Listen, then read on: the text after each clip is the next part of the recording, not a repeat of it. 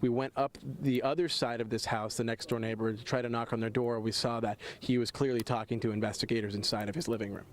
And John, okay, go ahead. Jonathan, how far away is this home from borderline a bar? You know, it took us about 10 minutes to get here. Okay. You know, mileage-wise, I honestly, I was helping guide our, my photographer, James Wolf here, but minutes-wise, it's about a 10-minute drive with no traffic. So very, very close still here in the city of Thousand Oaks. It's right there, yeah. Right. So this is a couple freeway exits. This is a place that he might have gone to, that he may be familiar with. Of course, we don't know that, but it seems that he lived in the area. Sir, you guys bear with me. Did you know anything about Ian Long that you can share with us? Not really. He was mostly a private person. Hardly ever saw him. And I'm sure you heard what happened this morning, and what can you... Just a little bit ago. What can you tell us when you heard what happened? Shock. Just messed up.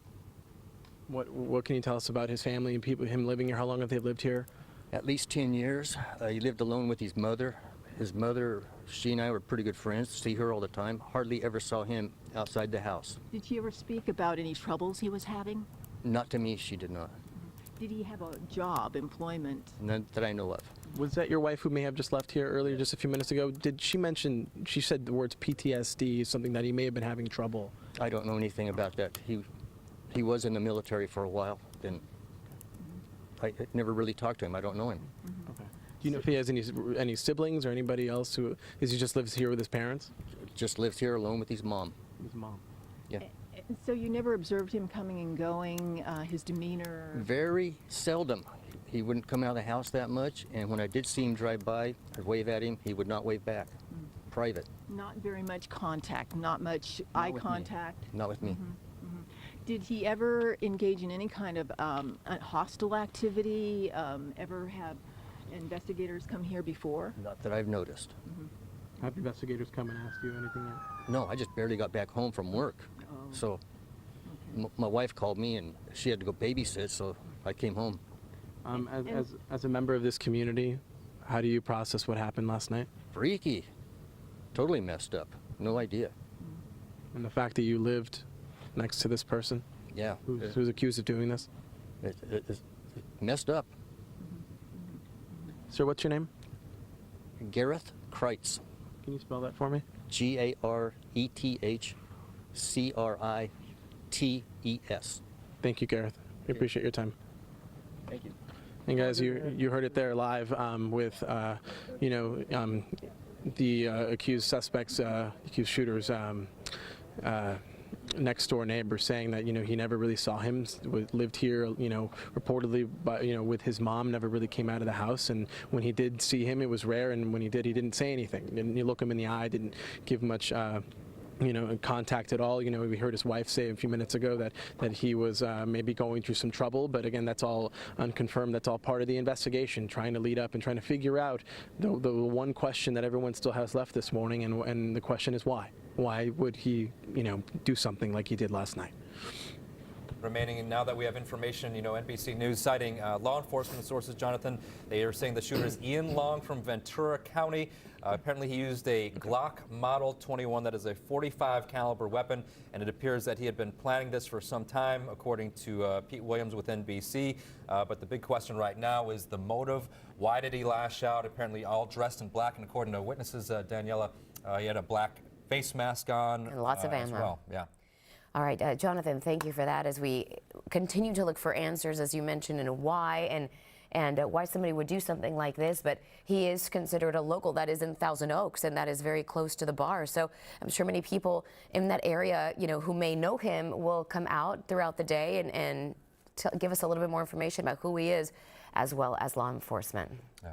A lot of people wondering why, and then you heard from some of the neighbors here. Again, some of this information obviously not corroborated or confirmed by police yet, as we again look at the home in Thousand Oaks, the home of the suspected gunman Ian Long, wanted for killing 12 people, I should say, this morning. This is the home here where law enforcement will apparently soon check out. Likely going to serve a search warrant to see if there's any evidence inside that leads them to a motive, because so many people wondering why this Going morning. to see if anyone answers the door there. Investigators speaking to whoever's inside that home now. But NBC News, excuse me, has confirmed through Pete Williams that Ian Long was heavily tattooed and had a weapon on him, as Adrian mentioned, and also have confirmed that he drove his mother's vehicle to the bar. And that's information we have. Also, this video that we're seeing here live, this is actually not Ian Long's home. We're told that this is a neighbor's home. You know, law enforcement, as they would typically do, they're going door to door trying to get a little bit more information about the shooter, about the suspect, who he is, what did you see, what did you hear, did you know anything? And you know, so this is just part of the investigation of getting the answers as to why this happened. Yeah, law enforcement canvassing the neighborhood right now. NBC4's Jonathan Gonzalez speaking with some neighbors just a short time ago, and they are claiming that the gunman had a troubled past, that he might have been in the military and might have suffered from PTSD. That has not been confirmed yet from law enforcement, but certainly that is something that investigators and detectives will be looking into and asking these neighbors about, as well as his mother. According to the neighbors, the gunman lived with his mother alone in that home and very seldom came out of the home and very seldom communicated with his They said he neighbors. was very Went along his quiet way. and very private as well. Okay, well, we have been following this since this happened at 11:15 this morning. We have been going straight without any commercial breaks, trying to get you all of the latest information. We have heard from witnesses, from people who said that they actually saw the shooting, that the gunman pointed the gun at them, people that went to hide, who went out windows trying to escape as well.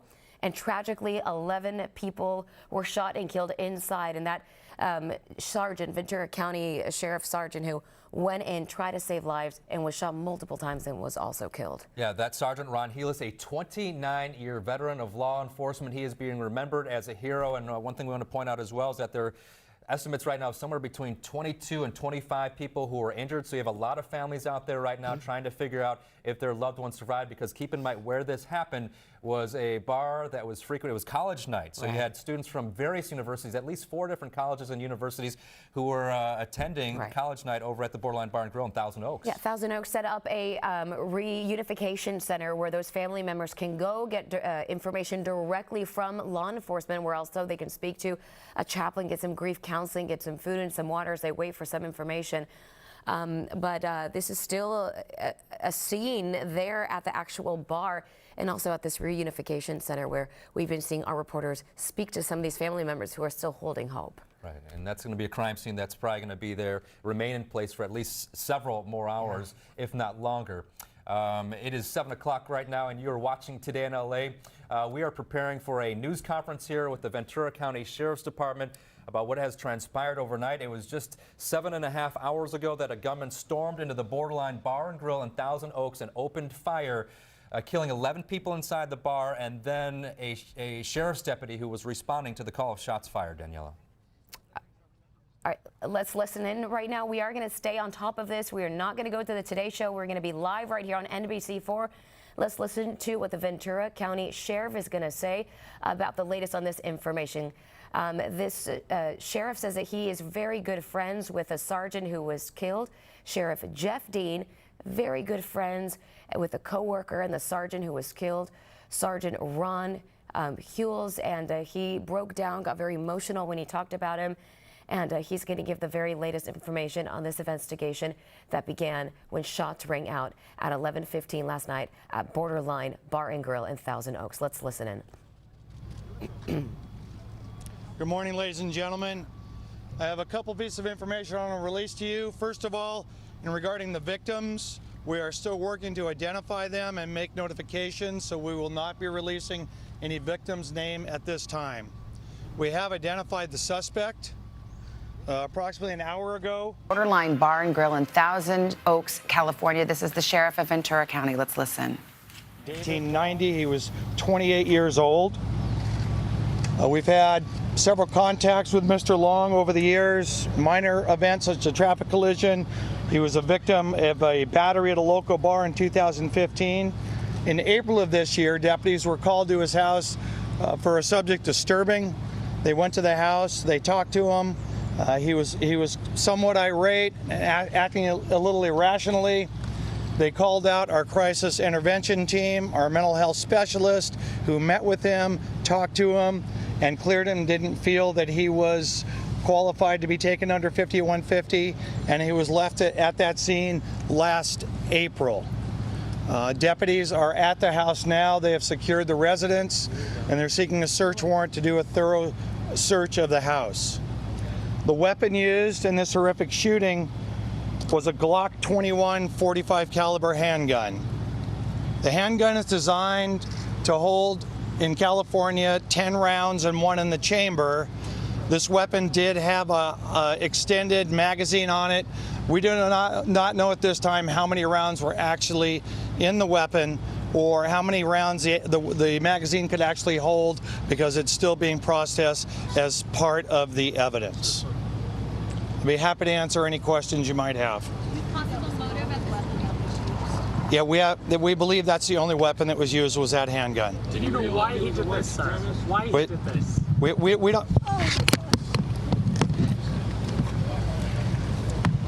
don't. We don't know if he. Just hold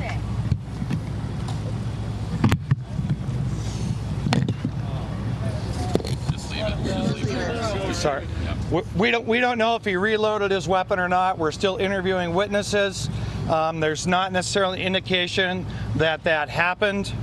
It appears he walked up to the scene. He shot the security guard that was standing outside. He stepped inside. It appears that he turned to the right and shot several of the other security and employees there, and then began opening fire inside the nightclub. We don't have any other details to confirm an exact chronology about what happened. We will provide that to you as we bring all of our witness statements together, and we feel more comfortable about talking about that. Any idea of a motive?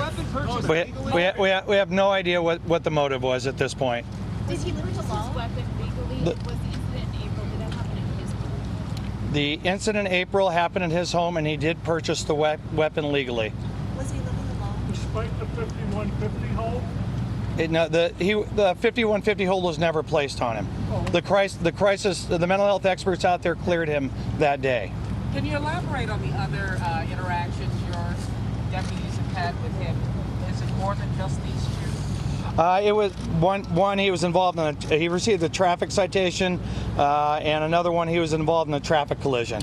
So pretty minor interactions. He is a veteran. He was in the United States Marine Corps. And Sheriff, we heard he may be suffering from PTSD. Did your crisis team?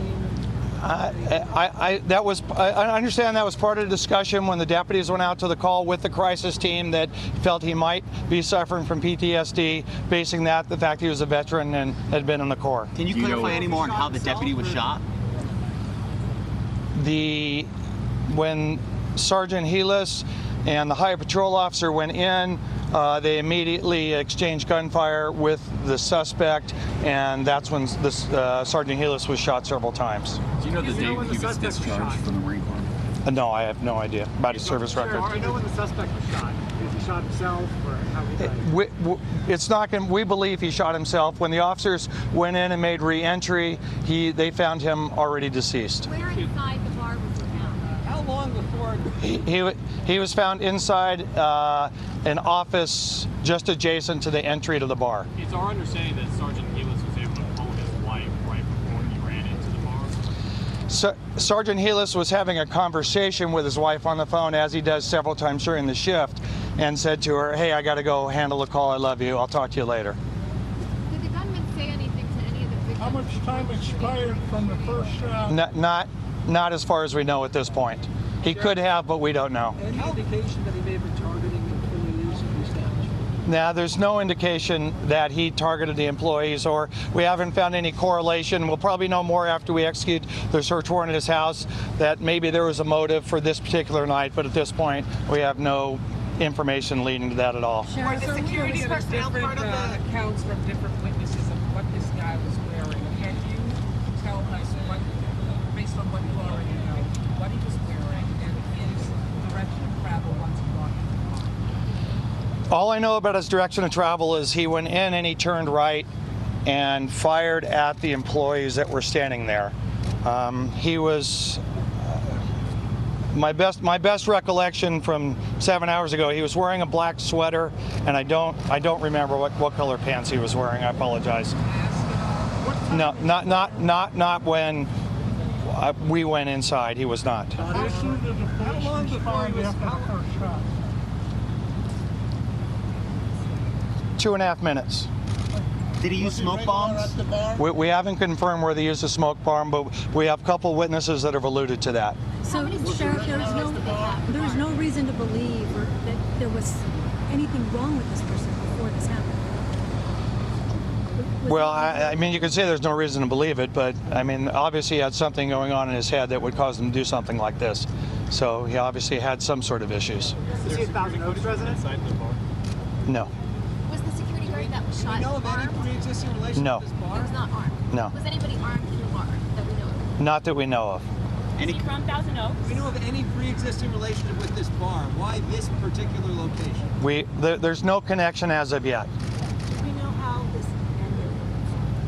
We heard from any of the witnesses whether he just at some point turned himself or someone was trying to approach him, or how this actually happened. Yeah, we don't know. We know that once Sergeant Heelys and the Highway Patrol officer engaged him, the shooting inside stopped. So we don't know if he then went back in the office and shot himself, or how that really transpired. And the suspect lives in Thousand Oaks, or where? He lives in Newbury Park. Sheriff, why do you think this keeps happening in the United States of America and not in comparable rich democracies? That's a pretty challenging question. I think we see unfortunate, horrific actions that happen all over the world, and I don't know if it happens more in the United States or doesn't. I'd have to read the stats. It does. Why do you think that is? Well, I don't know. If I knew the answer to that, I'd do something to stop it. Can you talk about the training that Sergeant Heelys and the other members of law enforcement have for an active shooter situation just like this, and how that helped when they arrived on scene? Well, as we talked about at the wee hours of the morning, post the Columbine shooting, how we approach active shooters changed completely. Instead of waiting and surrounding and bringing our SWAT team, the officers are to immediately engage and try to stop the target and stop the killing. And that's exactly what happened here. Do you believe they helped save lives? There's no doubt that they saved lives by going in there and engaging with the suspect. Who knows? Who knows? We don't know how many people there. I've heard anywhere from 150 to 200 people in there. So this, not that by any means the loss of 13 lives is good, but it could have been much, much worse. How many people were employees, and how many people were people that were in the bar? I don't know. Is it your belief that this was random?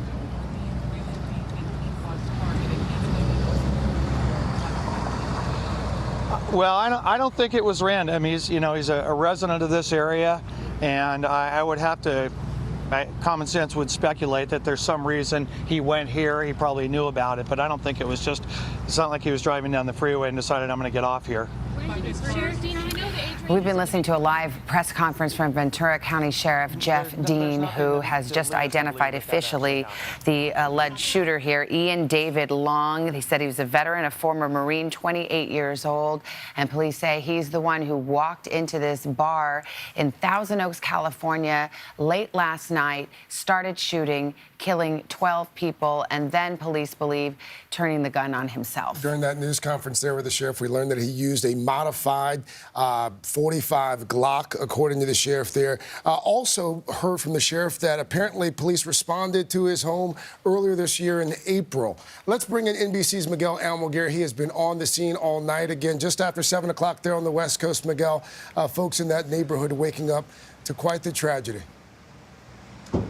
Guys, we're learning more about the suspect, obviously, here, that 29-year-old veteran. We also know more about the play-by-play as this was unfolding. Those first 911 calls came in just after 11:20 p.m. A California Highway Patrol officer and a 29-year veteran of the Ventura County Sheriff's Department both arrived on scene. They heard gunshots. They decided to enter the building. That's when that veteran Sheriff's Department deputy was shot. He was killed on scene. The CHP Highway Patrol officer pulled him out, called for backup. More backup arrived. That's when several extra officers, including the SWAT team, then went inside the club where they found the gunman dead. Again, we know 12 people were killed, including that sheriff's deputy. The gunman was also later found dead. Of course, the motive is the big question here on scene. Investigators don't know why he chose this location and what was his motive, guys. All right, Miguel Almaguer Forster. Miguel, thank you. We'll continue to follow this breaking story out of Thousand Oaks, California this morning. This has been an NBC News special report. Most of you will return to more of today. Done. And as I've said several times, he went in there to save people and made the ultimate sacrifice. Is there a commonality with the civilian victims, whether in age or gender or some other demographic or even by location within the crime scene where they're located? No, I don't believe so. I mean, I once they get inside, you use the word random, and I think that it appears to be random inside. I don't think he was targeting people. We could do a further investigation. It could prove to be true, but it doesn't appear to be that way at this point. What is the plan? When and where he bought the gun? Pardon me? Do you have a clue when and where he purchased the gun? Our partners at ATF are currently in the process of investigating that for us. Do we know how many security personnel were in the bar? No, I don't know exactly. I believe there might have been 4 or 5 that I saw, but I'm not sure how many were in there. What is the plan to honor Sergeant Heelys today? I'm sorry? What is the plan to honor Sergeant At 10 o'clock, we will. At 10 o'clock, we'll be moving his body from Los Robles Hospital to the medical examiner's office in Ventura, and we'll be convoying him over. With the loss of the sergeant, what does this community lost? It's lost a hero. It's lost a great human being. It's part of the loss of the 11 other victims that are in there, and it's all part of the suffering that we're all going to go through as family members and parents and brothers and sisters on this tragic, senseless loss of life. 30 years on the force, was he close to retirement? He was within a couple years of retiring, yes. Can you talk about any training that these deputies may have been through recently to go in there? Were they prepared for? We do ongoing active shooter training with all of our personnel. In our county, we train with our firefighters also.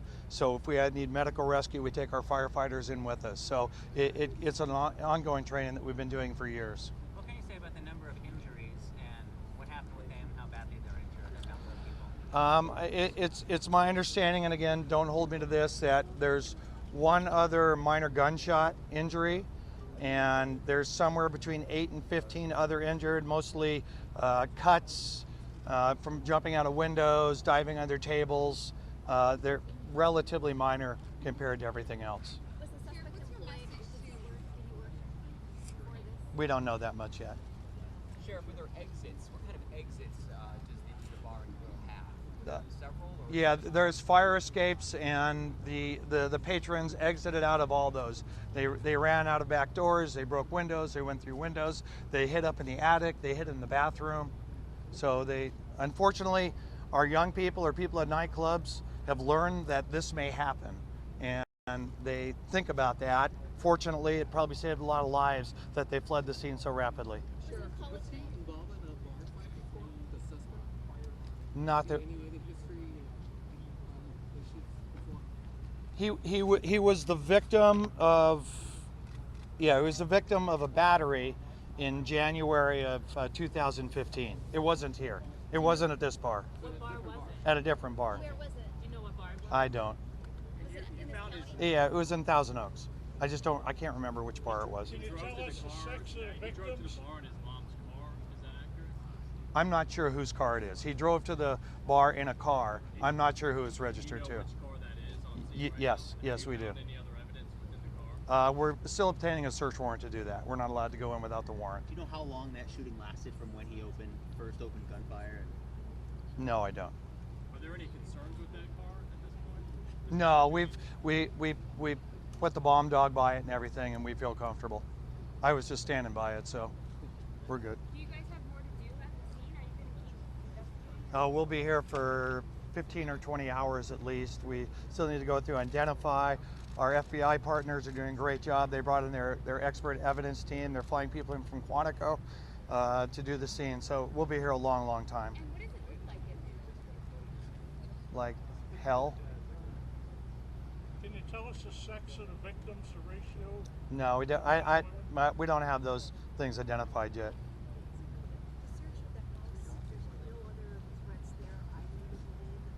We have the house secured. We go in, we secure the house, we make sure everything's safe in there, and then we go ask the judge for a search warrant to search it more thoroughly. So we feel safe that it's secured right now. Was there anyone else at the house? Have you reached out or made contact with any of his relatives? And have they indicated that there is something that may have been an issue? We've had some conversations with some family members, and it would be premature to talk about that. It's still part of the ongoing investigation. Do you plan to stay on for the investigation?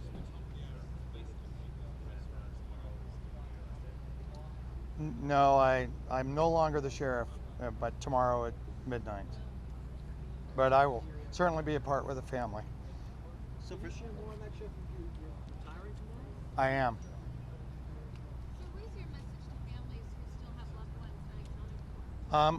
We have a family center set up. They need to call the number, and we are expediting as quick as we can because my heart goes out to those parents and family members that don't know. So contact our family help center, and we will coordinate with you. And as soon as we have any information, it will be going right to the families. I don't. For this to be one of your last days on the job, I mean, what's that like? What's going through your mind as you? It can't be any worse. And how's your department doing? What's the mood? They're mourning, they're sad, it's awful. Ron was a great guy, he was close to everybody. He was a hard worker, and the hearts are broken all over. He was also nearing retirement. He's saying the fact that he didn't get there and this had to happen. I just say a prayer for him and his family.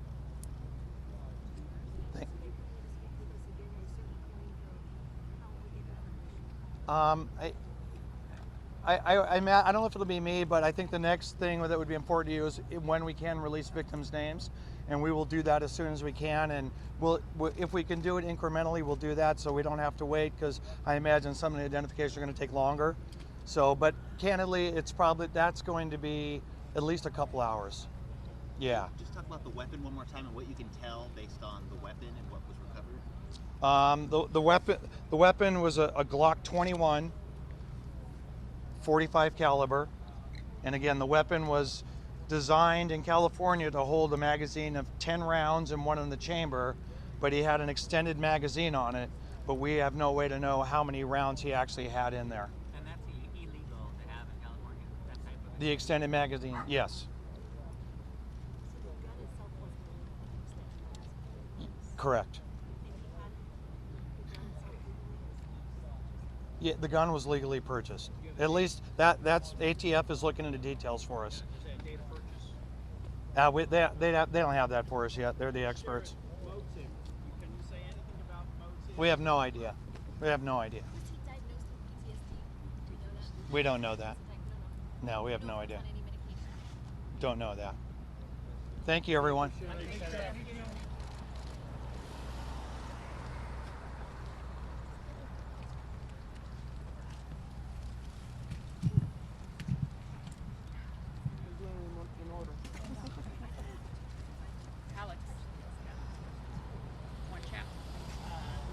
Of one of his really good friends and co-workers, Sergeant Ron Heelys, who was shot multiple times in this bar shooting and killed, but releasing some information about the shooter, saying that it's 28-year-old Ian David Long, who is from Newberry Park. Right, and Jonathan Gonzalez's lab outside of Long's home, and we want to check in with Jonathan. We saw that authorities had cordoned off, put up some crime scene tape around the home, and it looks like they were approaching or trying to enter. Jonathan, has anything changed since we saw you a few minutes ago? Well, we're definitely seeing more of a police presence here in the neighborhood. They've been kind of canvassing the neighborhood, going house to house, trying to talk to neighbors to see if they can provide any insight, any information on Long, the suspect here. You take a look at the scene behind us here. This is Long's home. We believe, according to multiple neighbors, that he lived here with his mom and that he, if you notice an empty spot here in the driveway, that he actually drove his mom's car to the bar late last night, prior, obviously, to the shooting. And right now, there are investigators waiting outside the home, and we're not sure if that is because they're still waiting to get approval to go inside in terms of a search warrant, or if they're just kind of, or if there are already people inside. We know the front door is open right now, but we believe that they are just waiting, so that they're spending their time kind of going door to door.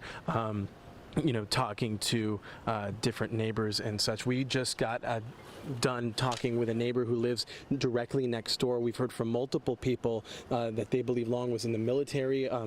Maybe within the last 10 years or so. One person telling us that they believe that he was a Marine, and multiple people saying he may have suffered from PTSD. We heard from two neighbors talk about an incident earlier this year in April in which police were actually called to this home. One neighbor describing it as they could hear him screaming, and then moments ago we actually heard from the neighbor who called 911 saying it sounded to him that he was trying to bring the house down. Take a listen. Shock. Just messed up. What can you tell us about his family and people, him living here? How long have they lived here? At least 10 years. He lived alone with his mother. His mother, she and I were pretty good friends. See her all the time. Hardly ever saw him outside the house. I'm sorry, that was a different neighbor that I was thinking of. But moments ago, we did speak with a neighbor just on the other side of him. That was another next door neighbor. He said, you know, he really didn't see him much, and when he did see him, he didn't make any eye contact or say anything. This gentleman who lives on the other side was talking about the fact that he sometime within the last 6 months or so had to call 911. Because he heard Long screaming and hitting the walls, and was worried that he was trying to maybe hurt himself. That he mentioned that, you know, he was going through somewhat of a hard time. We've heard that from 3 to 4 neighbors now. We've spoken with several people who live in this area. They really don't know much to say about him other than to say that he went to Newberry High School. You know, he lived in this neighborhood for at least the last 10 years. Considering his age, you know, it's likely a little bit longer than that. And again, that he just lived here with his mom, kind of kept to himself. You know, one neighbor said he had girlfriends, appeared to be normal, minus that one incident, and he really didn't have much more to say other than, you know, everyone here is just genuinely surprised and shocked and saddened to know what happened. And not only that it happened to, it was caused by a neighbor, but of course those 11 people who are likely from this community or nearby this community. And so, you know, they're just stunned to wake up to this horrific news, guys. Confirming just a few minutes ago that Ian Long, the gunman in this case, was a veteran, served in the U.S. Marine Corps, though he was not able to confirm whether or not Long had PTSD, as some of the neighbors had mentioned, but he was also able to confirm some prior run-ins with police, including for relatively minor incidents, including a traffic collision, a battery, so relatively like a fight at a bar, more or less. But then he also mentioned that incident that the neighbors told you about, Jonathan. That was earlier this year in April, in which Long was said to be acting irate, extremely violent, to the point where crisis negotiators had to be called in to speak with them. Jonathan, can you describe what neighbors told you about that incident? Yeah, again, so neighbors were, one neighbor described, they came home and saw what happened, and they were told that he was screaming. But the neighbor who actually called 911, hopefully we can get some sound with him next time we see you, but he actually described it as, no, he was not only screaming, it sounded like he was banging on the walls, he was making a lot of noise, and he was actually concerned that he was being so violent that he may have been trying to hurt himself. And he says that's why he actually called 911 back in April. During that incident, but it says otherwise he's never had any reason to call 911. He says, this neighbor tells us he's actually been to the house, said they were big baseball fans, would go to a lot of Dodger games, that Long had girlfriends over the years, and you know, he continues to talk to his mom, and you know, it feels for her at this point, considering what she is going through right now. And so you really didn't have much more to add other than that, and it's just, again, like most of his neighbors here, just stunned that this happened. You know, as cliche as that sounds, no one can ever predict that this could happen, let alone the suspect be your neighbor. So.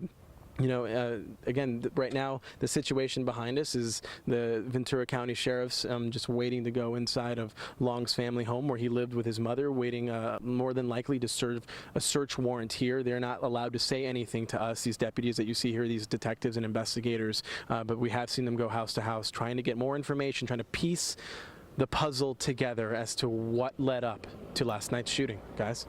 Jonathan, thank you. And it was not easy to identify Ian David Long because he didn't have any identification on him, law enforcement told us.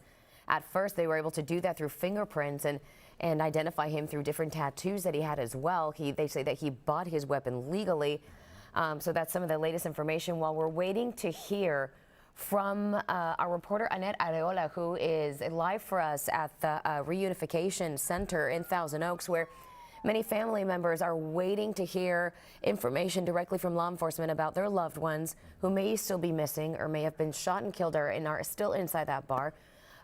We're waiting for that press conference to start. As soon as we see that starting to happen, we're going to go to that. But in the meantime, back to the home where the suspected shooter, Ian David Long, lived, 28 years old. I wanted to point out that we have a better chronology now that we've heard from the sheriff about what exactly happened. Again, Ian David Long, going up to the Borderline Bar and Grill in Thousand Oaks, apparently shot the security officer outside of the bar, then entered the bar, shot other security officers inside the bar as well as some employees, and then opened fire on the crowd. And eventually they do believe that once there was that volley of gunfire with law enforcement who were responding to the shots fired, that Long retreated to a back office area, and it appears that he then killed himself. In that back office area, and that is when everybody inside that bar just panicked and chaos as everybody broke windows with furniture and tried to escape. Other people were hiding inside bathrooms and inside of offices and ran out and left some of their friends and loved ones behind and are still wondering how they are and what happened to them. I think we're ready to go back out to Annette Areola live at the Family Reunification Center to see if she has an update on Cody and some of the other family members that are waiting to hear from their loved ones. Annette. Daniela, good morning. It was within the last half hour, 45 minutes or so, that we made some contact with Jason Kaufman, the father of Cody Kaufman. He told us he was going to go back inside the Reunification Center and then come out and speak with us. That is yet to happen. He's probably in there making calls, speaking with some of the grief counselors, just trying to get even more information. Again, his son, Cody Kaufman, 22 years old.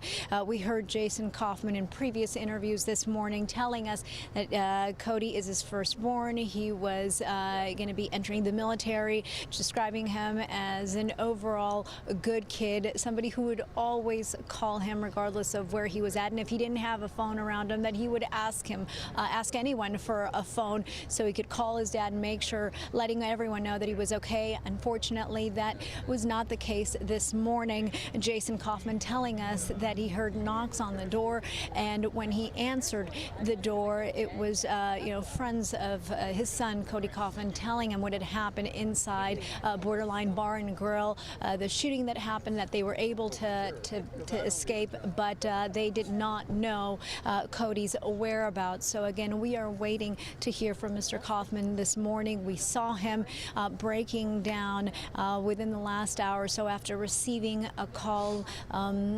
He was extremely distraught.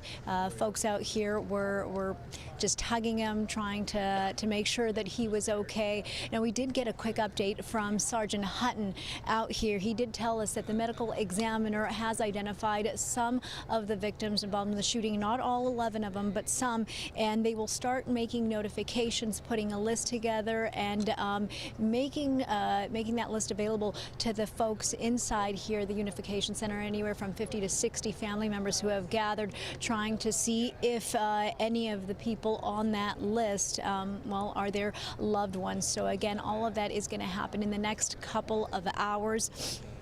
Again, some victims already identified, not all 11 of them. We do know that at least 22 more victims are being treated at local hospitals. So again, these family members are still holding on to hope right now that their loved one is not on that list, on the medical examiner's list of people identified in the shooting. So again, right now, just waiting for Jason Kaufman, to hear from Jason Kaufman, whose son has been missing since late last night following the shooting at Borderline Bar and Grill. We have a mic stand set up. We are hoping to get just a few words from him. It has been a very rough night for him and for all of the parents who have been here at the Reunification Center.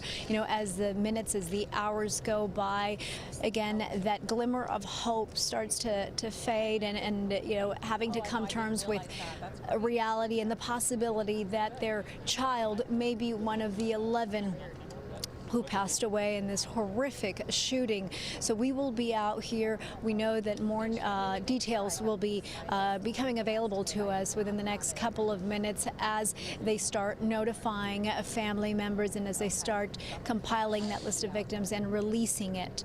So again, we will be out here as soon as we get new details. We of course will be informing you guys, and we're still awaiting Mr. Jason Kaufman out here.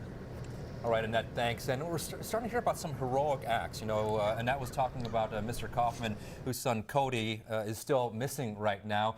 And Mr. Kaufman said he had heard accounts that somebody in the bar rushed the gunman after he opened fire. So we're starting to hear about some of these heroic acts, from somebody rushing the gunman to taking bar stools and smashing the windows of the bar so people could climb out, and everyone kind of extending their hand and trying to pull people out. Right. Not only were we hearing these stories about civilians, but also the law enforcement officer who was shot and killed in the line of duty. Yeah, definitely a hero. Let's go to John Caddy's Climac, live at Los Robles Medical Center, where that Sergeant Ron Heelys passed away earlier this morning. John. Yeah, Sergeant Heelys, a lot of people remembering him today, and they're going to be doing a procession with his body at 10 o'clock this morning to the medical examiner's office. We made a map for you. We want to show you where they're going to be going, because there are going to be some rolling road closures as they go through that process. It's going to start here at Los Robles Hospital. They're going to make their way up the 101 freeway to the Main Street exit into Ventura. Off of Main, they're taking Mills Road north, and that'll take them to the medical examiner's office, which is actually at the Ventura County Medical Center. Now, I want you to hear from one of the officers who worked with Sergeant Ron, who said that he was actually his supervisor, and he talked about the importance of this procession and what it means for those who are watching. We live in a community where there's men and women out there 24 hours a day, firemen and sheriff's deputies and police officers that are out there when you sleep, that are there to protect you, especially in this community. Thousand Oaks is a great city. County Ventura is a great county, and Ron exemplifies that today. It doesn't surprise me one bit to hear that he was the first to go in, and he was one of the people to get out there and make a difference. And when you define the word hero, certainly Sergeant Heelys' name should be right next to that. Again, this is what the route will be, leaving the hospital and then making its way up the 101 freeway over to the medical examiner's office. We're going to have News Chopper 4 overhead. Again, starts at 10 o'clock, and there are going to be some road closures leading up to that. Guys, we'll send it back to you. All right, John, thank you so much. As we're looking at the route there, we're going to be covering that procession live here at NBC4. Of course, we'll also have coverage on our NBCLA app and NBCLA.com. But, John, you've had a chance to speak with some officers or some people out there at the hospital. Does it look like we lost John? Looks like we lost John, but that is the route we wanted to show you. We are going to be covering live here. If you want to go out and pay your respects to Sergeant Heelys, you can absolutely do that. Or you can watch it. We're going to be streaming it, and you can watch it here as well at NBC4. I have a feeling that this route, this procession route, is going to be packed today with people paying their respects. Oftentimes you see them gathering on these overpasses. In this case, it would be the 101. And again, that's happening at 10 o'clock this morning. And hearing from a public information officer this morning, he says if you have never seen a procession like this, you need to go out there, not only to pay your respects, but it will change your life. No, absolutely. After everything that we have gone through, and you don't have to necessarily know somebody at that bar or live in that area to really feel a lot of this tragedy that we've been seeing recently with all these mass shootings at schools and synagogues and movie theaters and different music festivals, and now this bar that hit us so close to home this time. Right, and so many people right now wondering about why. What was the motive in this case? And we've learned more about the gunman, but the answer to the question why, it still hasn't been answered. A lot of people wondering what's going on, and we know that detective investigators are getting ready to enter the gunman's home in Thousand Oaks. They certainly have questions for his family as well as his neighbors, and they say they're going to scan social media as well, just looking for any type of clue, give them some insight into why this man took so many people's lives and impacted so many families. His neighbors say that he was a very private person. They didn't hear from him a lot. He was quiet. He lived with his mother. You know, but they do remember some incidents where there was some violence, a lot of loud noise, disruption at his home, where they even are the ones that called police and called law enforcement to come out and check it out, and found him to be very irate. Right. We've confirmed that he served, he's a veteran, he served in the Marines, and possibly some neighbors have been saying that he suffered from PTSD, which is something very serious. Exactly, and the sheriff could not confirm whether or not he was suffering from PTSD, but could confirm he did serve with the U.S. Marine Corps. and that they had some problems. As you had mentioned, it was back in April that authorities were called out to the house because of that situation in which he was said to be irate, and it was so intense that crisis counselors had to be called out. But after speaking with him for quite some time, those crisis counselors determined that they could leave, and that Ian Long, the gunman, could stay at the home. He was not taken away at that point. Now the victims, many of them were college students from the surrounding areas: Pepperdine University, Moore Park College, Cal Lutheran.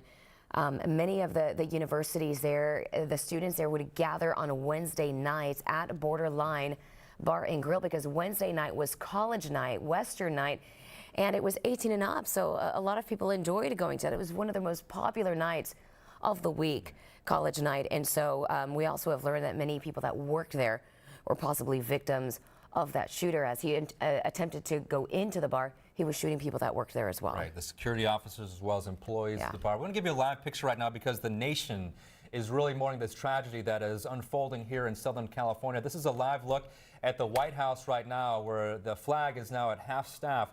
The president ordering flags to be lowered to half staff until Saturday to honor the shooting victims. Again, 11 people killed inside the Borderline Bar and Grill in Thousand Oaks, and that one sheriff's deputy with Ventura County, he was killed just outside, transported to a hospital where he later succumbed from his injuries. President Trump is aware of this, and about 3 hours ago he tweeted about this shooting. He said, President Trump, he said, great bravery shown by police. California Highway Patrol was on the scene within 3 minutes, with the first officer to enter shot numerous times. The sheriff's sergeant died at the hospital.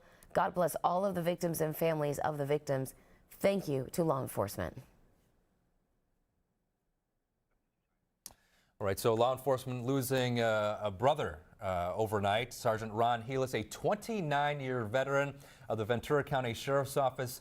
Just hearing from the sheriff, Sergeant Heelys was looking at possibly retiring within the next year or so. He has an adult son. He has a wife that he leaves behind. And when we heard, too, that he had just talked to his wife, that evidently he called his wife quite often on this shift because he was working a late night. This happened at around 11:20 last night. And they said they frequently checked in with each other to see how each other were doing. And that just makes this so tragic that he just had that contact. And he said, honey, I got to go. I got a call I have to respond to. And minutes later, this tragedy unfolded. It just shows how sensitive, and delicate life is, and everything that we go through. And we've seen so many marches, and we've seen so many protests for gun control and calls for gun control. And this other mass shooting will be an opportunity for those people to go out and again, voice their concerns and what they think should be done and what should change. We also heard from some other Congress members that have said, this is the time, this is why we have to make those changes as well. Senator Kamala Harris weighing in. She spoke as well. A little bit earlier this morning. But, there's just so many people who want answers right now, not only about why this happened, but we have families in Ventura County right now at these reunification centers waiting to hear what has happened to their sons or their daughters. Again, we talked about this was college night, so you had people as young as 18 out celebrating with friends a Wednesday night, just playing pool and line dancing. And then they go through this horrific tragedy. And for some of these families, we've been hearing from some fathers and mothers and parents for hours now. They just have not received any answers yet as to whether or not their children are okay. We have been on this story since it happened 11:15 last night. We have not stopped. Today in LA continues past 7 o'clock today because we are covering this story. It is a tragedy happening in our own backyard. And this is what we know so far. Ventura County Sheriff's Department telling us so far 13 people are dead, 22 people are injured. That is 11 people who were shot inside of Borderline Bar and Grill. A Ventura County sergeant was killed as he rushed in to help. And then that shooter, who we now have identified as 28-year-old Ian David Long from Newberry Park, shot himself, police telling us, inside of an office inside that bar. Ventura County Sheriff says that likely the sergeant who ran in to help saved so many lives when he rushed in to help. Yeah, and among the dead again includes a 28-year-old gunman, as you identified, Ian David Long of Newberry Park. The Ventura County Sheriff says that he was armed with a Glock 45 caliber handgun with an extended magazine. Again, the Borderline Bar was holding a college country night event last night. It was 18 and up all night long. We have talked to several students, survivors of this, and they came from Moore Park College, as well as Channel Islands and Cal Lutheran, as well as Pepperdine. An estimate now of somewhere between 150 to 200 people were inside that venue at the time of the shooting. And as we talked about, there's somewhere between 20 and 25 people reportedly injured. So you have family members waiting to see if their loved ones have been hurt or potentially, tragically, maybe they are in that bar right now. We know that 11 of the victims who are deceased are still in the Borderline Bar and Grill as we speak. And so we know that a family reunification center has now been set up at the Thousand Oaks Teen Center, and that is at 1375 East Jans Road. That's right. And about 40 minutes ago, the sergeant for Ventura County Sheriff's Department, the sheriff, spoke out. He gave us some information about Ian David Long, the suspected shooter, and he said that he had some minor run-ins with the law just back in April and earlier. So we want to listen in to see what he had to say about it. We've had several contacts with Mr. Long over the years, minor events such as a traffic collision. He was a victim of a battery at a local bar in 2015. In April of this year, deputies were called to his house for a subject disturbing. They went to the house, they talked to him. He was somewhat irate, acting a little irrationally. They called out our crisis intervention team, our mental health specialist, who met with him, talked to him, and cleared him, didn't feel that he was qualified to be taken under 5150, and he was left at that scene last April.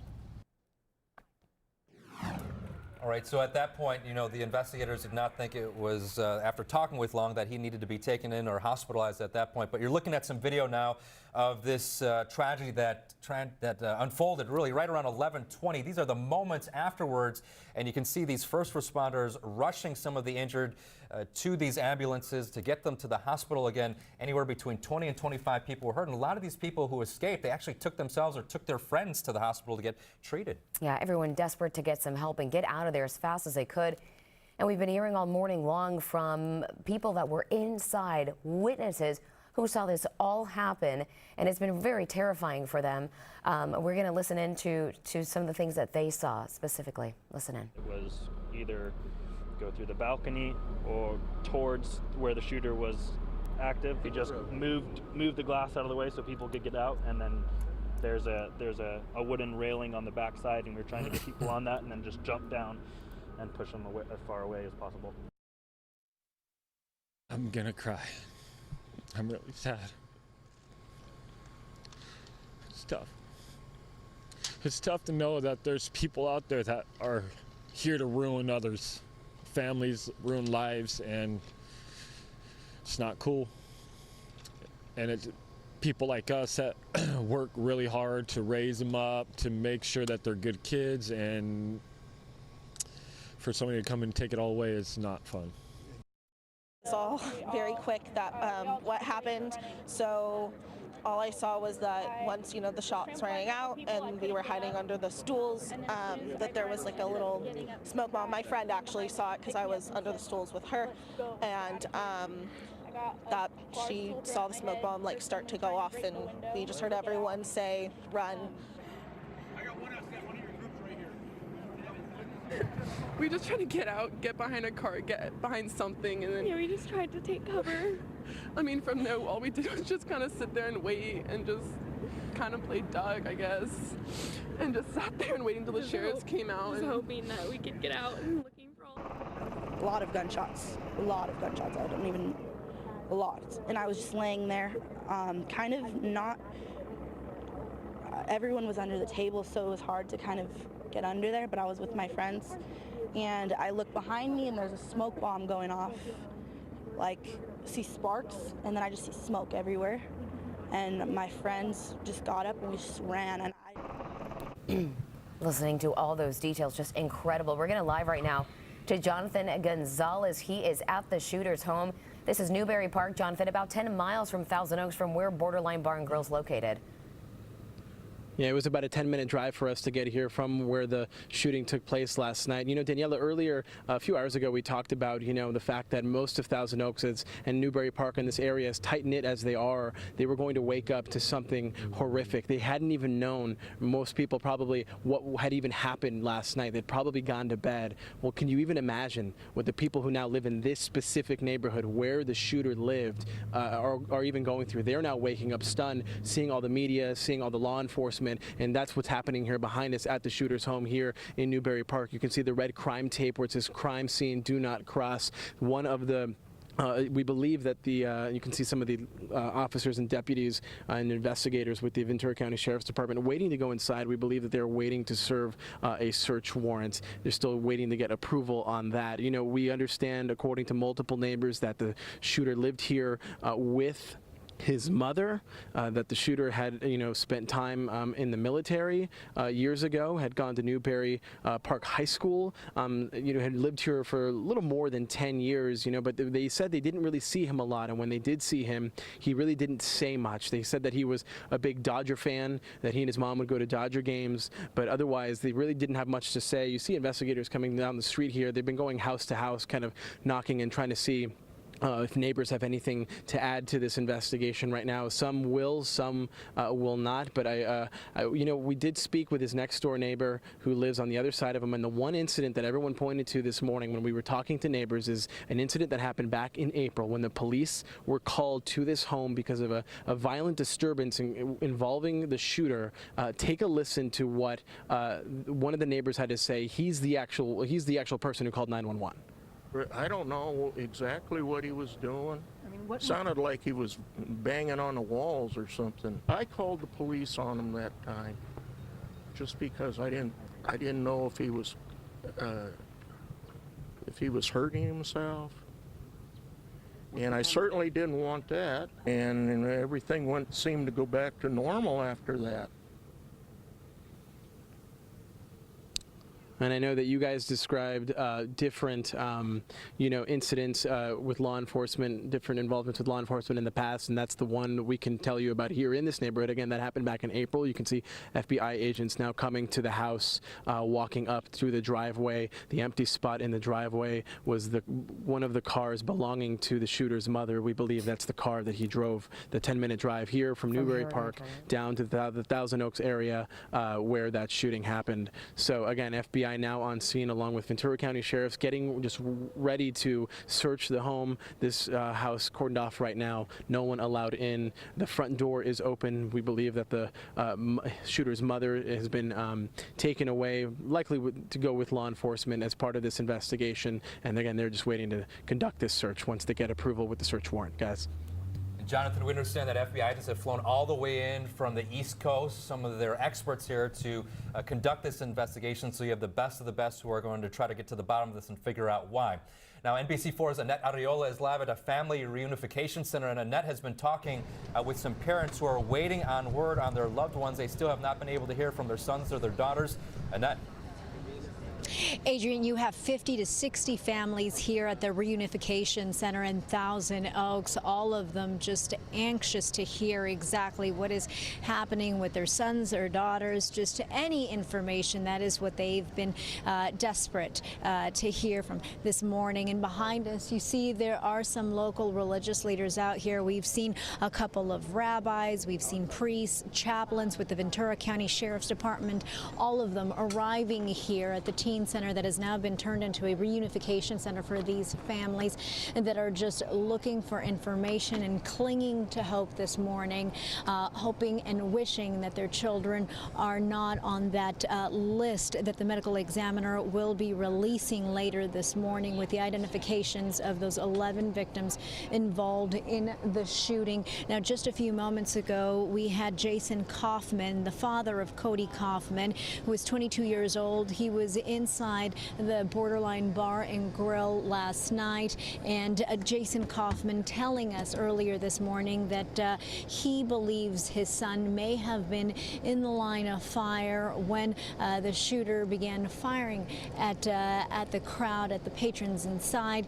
Still has not heard exactly what has happened to his son, but we did see him receive a call earlier this morning, and Jason Kaufman just breaking down in tears.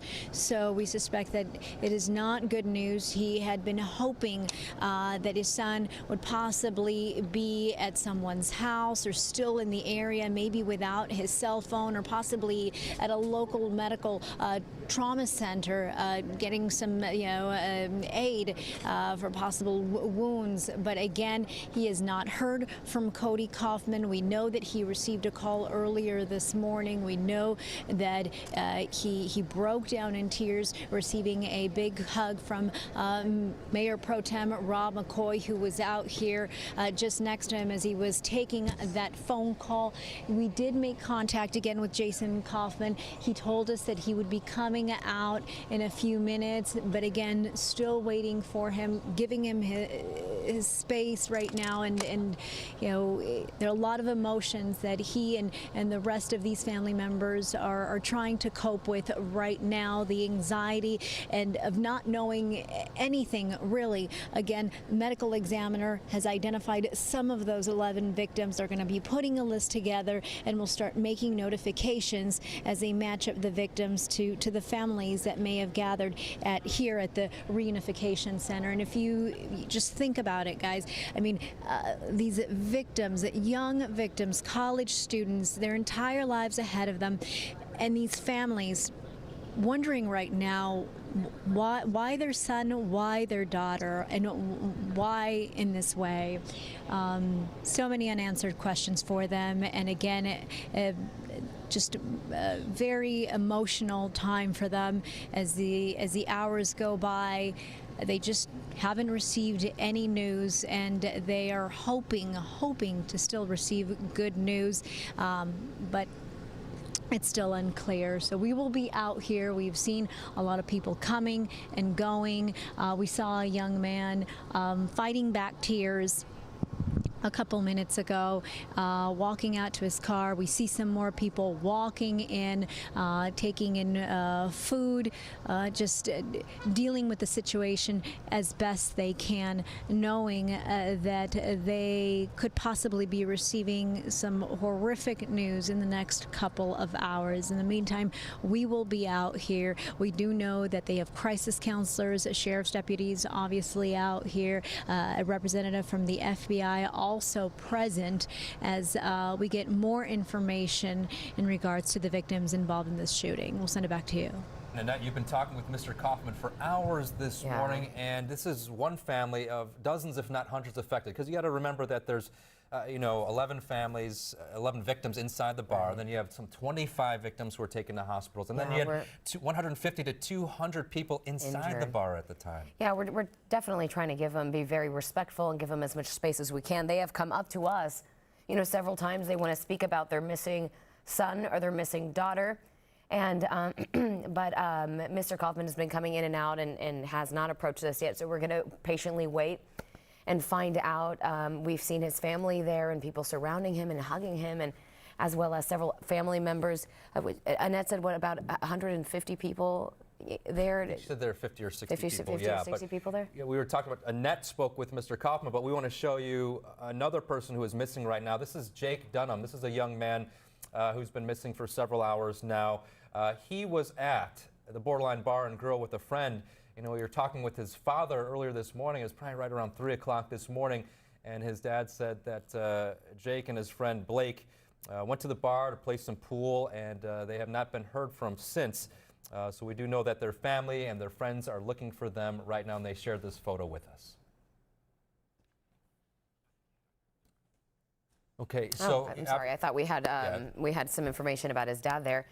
Again, this is live. What we're doing, we've been doing this since 3 o'clock in the morning. And Colleen and Chuck were here at 11 o'clock, and all this information, just keeps coming in, and it's very difficult as well because this is right in our backyard, and these many of these victims just so young, innocent people, like you mentioned, just going out to hang out on a college night.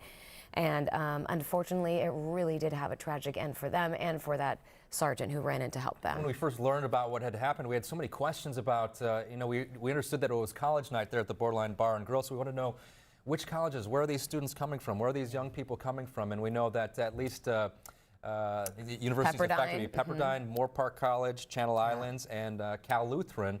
And so we're starting to learn a little bit more about who was in attendance at that bar last night for college. And those are just surrounding colleges in that area. We've also heard from other people that have said that they drove from very far away to go to this bar. It's a very popular bar, especially on Wednesdays for college night. So, you know, who knows where some of those other students may go to school, as well as the staff members that work there, too. We talked with some of the survivors, and it was just harrowing what they went through. I mean, you can't even put yourself in their shoes. They're having a good time. Some of them are line dancing. Some of them are playing pool, as we just talked about. And then all of a sudden, they said they saw the gunman walk in black, possibly with a black face mask on, and he walks up to people point blank, and he just shoots them. Some of them said they thought it was a joke. They thought that you know, they really didn't know what was going on. And remember, this is a music venue where they have lots of music. It's loud in there. It's a landmark, really. I mean, it's been around for decades. And it took some of the victims some time to figure out what was actually going on.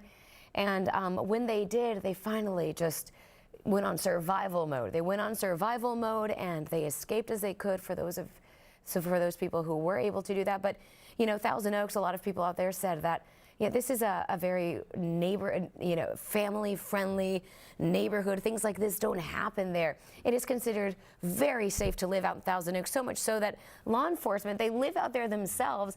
And but that just goes to show that nowhere is really safe, you know, and not that we should just focus on the negative, but that this could happen anywhere and at any time. Right, but it was shocking, obviously, in hearing from these people. They never thought that this could happen in that Thousand Oaks neighborhood, which has been ranked by several publications to be one of the safest cities in the country. And this is a statement that we received from Pepperdine University. We've been talking about it. It was college night last night. And we have heard that several Pepperdine students were at the Borderline Bar and Grill in Thousand Oaks when a gunman reportedly entered that location and started shooting. Again, this is a statement from the school. At this time, the university is working to identify and provide support to those students impacted. Pepperdine officials went on to say that they are in contact with the appropriate governmental agencies, and they're going to provide updates on the status of this situation as information becomes available. Yeah, and there are also a lot of students from CSU Channel Islands that were there. They've confirmed that, and the university tweeted that our thoughts are with all the victims of this horrific shooting that occurred yesterday evening at Borderline in Thousand Oaks. University also tweeted that the emergency hotline that we've been telling you about all morning long, this is for people who need help locating loved ones. That number, by the way, 805-465-6650 from Cal State Lutheran University, by the way, which closed today, not having classes. CLU government released this statement saying, our hearts go out to all who were affected tonight by the shooting at Borderline. We are here for you in this tragic time. Whatever the need may be, stay safe.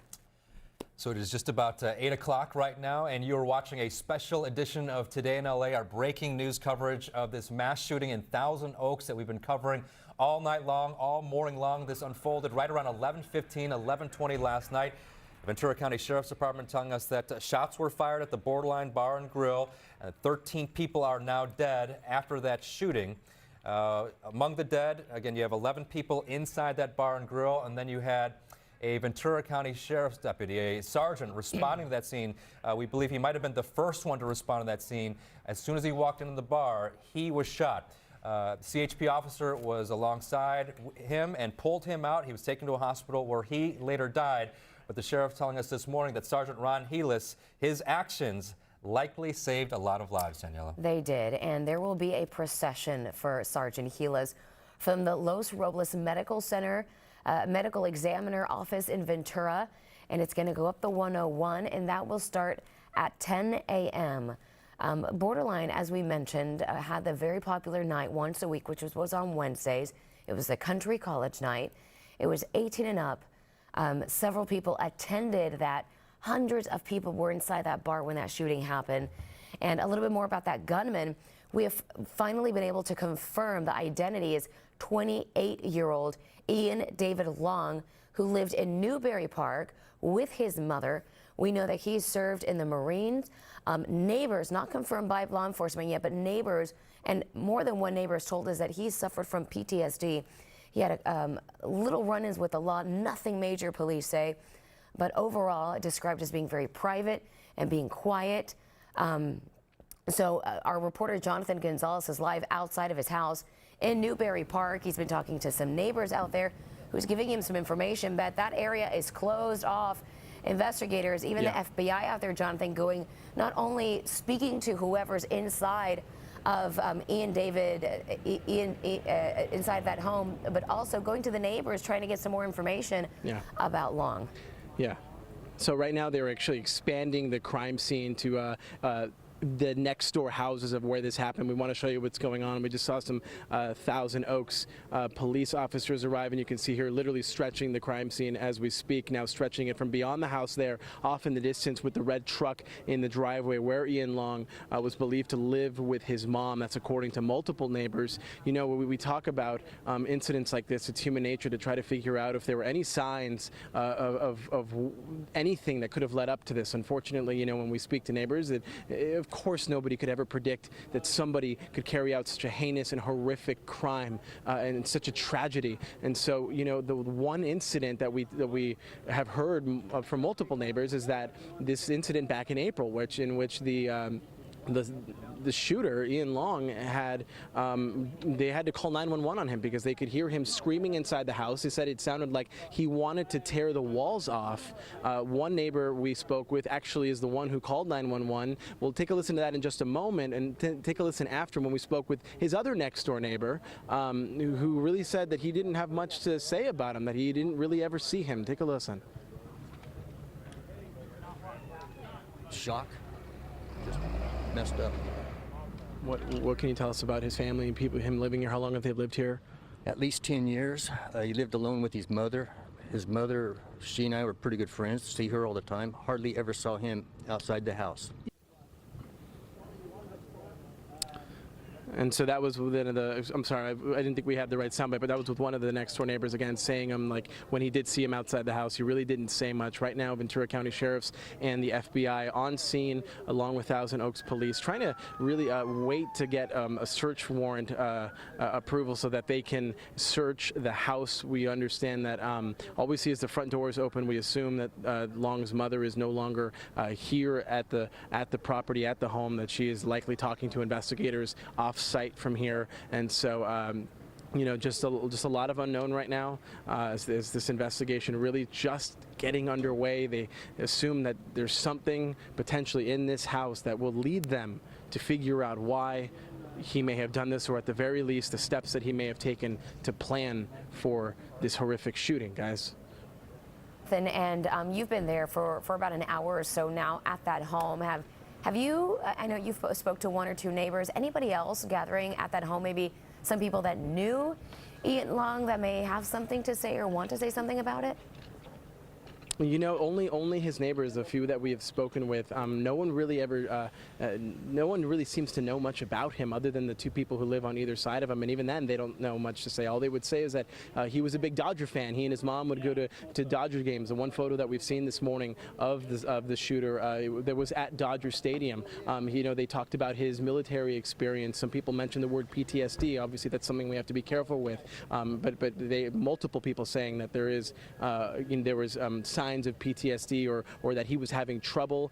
They did say, you know, he did go to high school in the area, that he did have girlfriends over the years, that he lived here for more than 10 years, but they said they simply just don't know much about him, that he really just did keep to himself. And so I believe we have the soundbite now from his other next door neighbor, on the other side of where he lives, talking about the moment where he said that it sounded like Long, and back in April, wanted to tear down the walls, and so that he felt forced to call 911.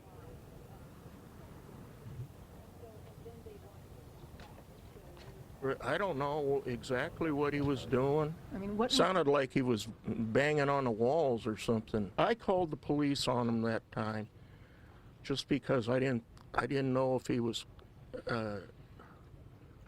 hurting himself, and I certainly didn't want that. And everything seemed to go back to normal after that. And everything did seem to go back to normal after that until last night, and until this neighborhood found out, just like the rest of Thousand Oaks, that this horrific shooting had taken place. Most of them were sleeping as our coverage had gone on, but they woke up to this horrific news. The only difference is the people who live on this street, in this block, in this neighborhood here in Newbury Park found out that the shooter lived next to them. Adrian, Daniela. Okay, Jonathan, it's just so interesting because you're talking to all these neighbors here, and you're hearing from one who says, oh, he was kind of quiet, just kept to himself, and then you're hearing from another who said he was irate and he was acting out, and it appeared that he might hurt himself or other people. So you're getting these varying stories and varying accounts from different neighbors about how Ian David Long behaved. Yeah, it was an isolated incident, according to multiple people here. Otherwise, there was no trouble before that, no trouble after that. You guys did mention he did have somewhat of some run-ins with police, but nothing that could have ever indicated that he could ever do something like this. There's really nothing I don't think that he could have ever done to indicate that he would, go on a rampage, a shooting rampage like he did last night. And so, the people here are just trying to make sense of it like the rest of us are. Yeah, we talked with the sheriff this morning. He said that these were minor incidents or minor runs-in with law enforcement in the past, including for a traffic collision as well as a battery, so possibly a fight at a bar in which he was the victim. So we're starting to get a little bit of a better idea of who Ian David Long was. But again, Jonathan, the big question remaining, and then why you have the FBI agents at the house, people still want to know why. There's no motive at this point, and it could be indefinite. It could be hours, it could be days. Before we find out why, and in fact, sadly, we may never find out why, according to Pete Williams with NBC News. He says sometimes we just never find out the motive, like what we saw with the Las Vegas shooting massacre. When we think about the Route 91 massacre, we think about the fact that we still don't know why that shooter did that. And it's very likely, you're right, Adrian, as sad as that could be, that we don't know why this person did what he did last night. But that's why they have to search the home. That is why they're here. That is why they're waiting to go inside. Again, the only part that we've seen inside is that, the front door is open. They're just agents waiting outside the home here, or they may have just gone in within the last few minutes. But again, we've been pushed back. I think Thousand Oaks police is here to kind of patrol us, but they may have just started to go inside. But this is why they conduct these search warrants, right? This is what they're trying to figure out. Is there anything inside the home, perhaps inside his room, any evidence as to the weapons, as to maybe a note, anything that could have indicated that he was going to carry out this act? Could anybody else have known? Were there any threats on social media? Were there any signs, any kind of potential indicators that this was going to take place? And that is why they're going to conduct this very thorough investigation. We know that FBI agents are here from across the country, and more will come. The ATF is assisting, Ventura County sheriffs, of course, and so it's going to be a very thorough investigation. They hope to get as many answers as possible. Yeah, the ATF trying to figure out where Ian Long bought the gun. The sheriff telling us that he did buy the gun legally, but they're trying to figure out all the specifics and the background information regarding that. Jonathan, I know that they pushed you further away from the home. Have you seen any other differences? Has there been more law enforcement showing up? You've been there for over an hour now. Yeah, we've seen several. The biggest law enforcement right now is on scene is the FBI, and the FBI agents showed up almost seemingly all at once, and they all walked up to the house within the last 10 to 15 minutes or so, and they felt the need to stretch this out. And guys, the one piece of perspective is, they really they're only searching the home at this point, but the reason they said that they stretched this out, the scene, is because they need space for evidence. Okay, Jonathan, thanks. In just a moment here, we're going to introduce NBC4's Kathy Vara, now joining us with coverage of this breaking news story that's been transpiring, unfolding since 11:15 last night, Kathy. Yeah, and I have to say, as someone who knows the area very well, who has lived out there in the past, has spent time out there, it was shocking to wake up. I went to bed like many people did last night, not knowing at all what was happening, waking up to this tragic news. And it's just so heartfelt when you hear the people say, this is a safe area. We moved out here because we love this area. There's not a lot of crime. As you said, many publications have touted it as one of the safest cities in America, and then this happens. And the sheriff, hearing him talk this morning, he's about to retire. He's turning things over. Retirement. And the deputy killed today, just a veteran Yeah. and a hero. Right.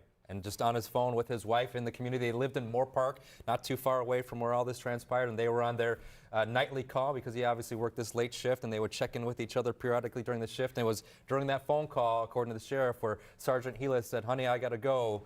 I got to respond to this call." And how many times can you imagine that he has said that to her? How many times has he said, I've just got to go on this call, and she probably said to him, okay, be safe, I'll talk to you later. And you don't expect this to happen. I know it's become a thing now where in America we have seen these mass shootings. Unfortunately, it has almost become the norm. And I think back to Las Vegas, there were some people inside who were part of Las Vegas. We had many, many residents who were there. It's so close, and it's such a popular venue. It's such a popular country music venue. We were also there that night, covering it as it broke out. Let's go to Tony Ginyard right now. She is live with more information. Tony? Good morning.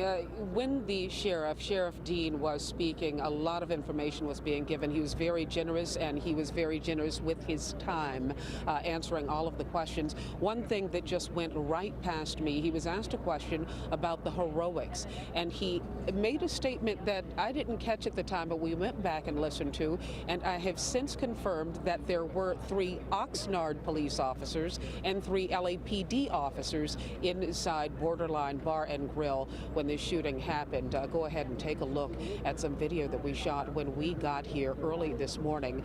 Some of the employees of that venue were huddled together, some of them in prayer, all of them wearing yellow blankets. I approached them. They confirmed that they were employees, told me that they had been directed not to speak to the news media. I told them I understood, and if I could, I would give them all a big hug. The sheriff described what the interior of this venue looks like now as hell. It looks like hell. You can understand that given the number of people who were killed. He also talked about the sergeant who was killed, one of the innocent victims in all of this, and the fact that working this shift, Adrian, you were talking about it, you often call your loved ones just to check in, and he had just spoken to his wife moments before. Sergeant Heelys was having a conversation with his wife on the phone, as he does several times during the shift, and said to her, hey, I got to go handle the call. I love you. I'll talk to you later.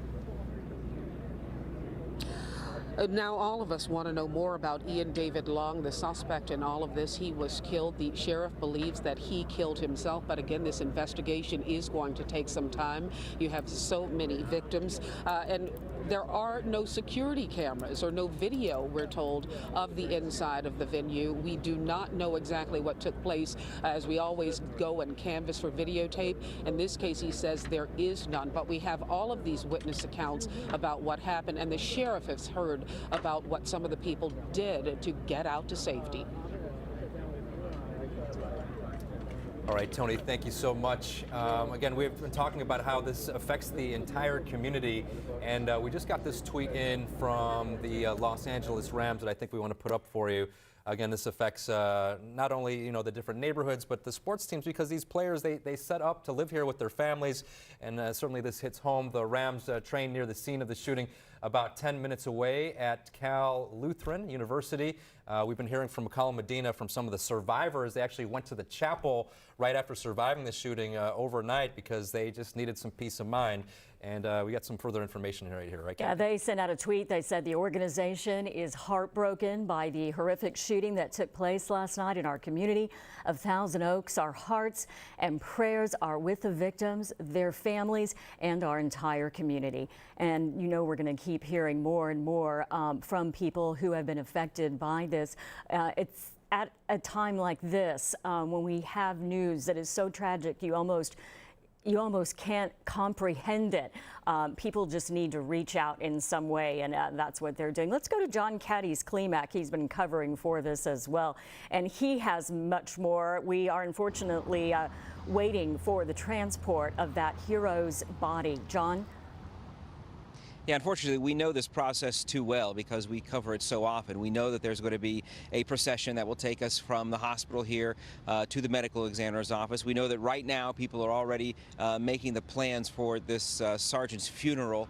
Sergeant Ron Heelys being remembered today as a hero. I want to show you the map that gives you an example of where they're going to be traveling today. Leaving the hospital here, taking the 101 north, they're going to exit Main Street. It's about 25 miles in total. Exit Main Street, head up Mills Road, and that's what's going to take them to the Ventura County Medical Center, which is where the medical examiner's office is, and that's where his body will be, where they continue their investigation and the examination itself before they prepare it for his funeral services and his ultimate burial. We know that there are going to be a lot of people who are going to be standing by watching as the motorcade makes its way through. We're going to have News Chopper 4 up in the air as well. There's a lot of people who are talking about Sergeant Heelys today, talking about him as a hero. He knew what the dangers were in the job, and you heard just a little while ago that the sheriff talking about the last phone call he made before he went into that nightclub, speaking to his wife, telling her that he had to go, that there was a call he needed to get to, and then we know what happened after that. Again, Sergeant Heelys being remembered as a hero.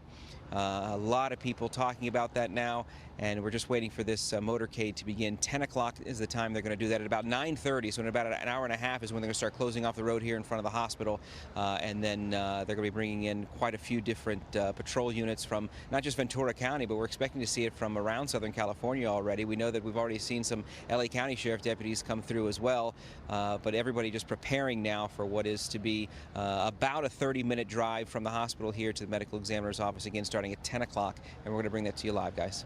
And John, it was Sheriff Dean who was talking about Sergeant Heelys, that he was the one who had to break the news to the sergeant's wife, and it turns out the sheriff and the sergeant were close personal friends, that they would work out together, and that is why, understandably, it has been an extremely emotional overnight and early morning for the sheriff.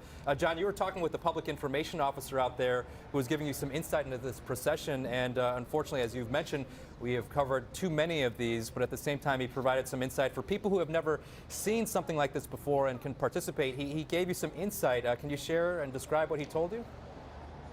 He did. He said that Sergeant Heelys was actually his direct supervisor, so he's taken it a little bit more personal too. But he said that if you've never witnessed a procession for a fallen officer, it's really something to behold. And that he thinks that, or he hopes anyway, that as people watch that they remember that these deputies, these police officers, these patrol officers, they're out all hours of the day into the evening while you're asleep. They're still out protecting the community. And last night, Sergeant Heelys did just that, giving his own life and very likely saving others' lives by doing so, because we know the moment he went in is when everything started to change for that gunman. We talked about the 2.5 minutes that the shooting was happening, and then that is about the time that Sergeant Heelys made entry, and it was shortly after then that we know now from the sheriff himself that the suspect, the shooter, ended up taking his own life. So it can be argued that it was Sergeant Heelys' attempt to get inside that ultimately led to the final end, and may have saved lives through this, guys. Like it, and that's the oath he took. That's the oath he took upon himself and his family when he raised his right hand and agreed to take part in this job, to hold this job. But unfortunately, he was just so close to retiring. Just prayers going out to his family right now, and I'm sure there'll be a huge turnout for the procession. I believe so, yeah. And you were looking at his Facebook page. It was turned into a remembrance page overnight, and the family very grateful for people who want to check this out. They're inviting people to come by and pay their respects on his Facebook page. But it appeared that Sergeant Heelys loved the outdoors, posted many, many pictures.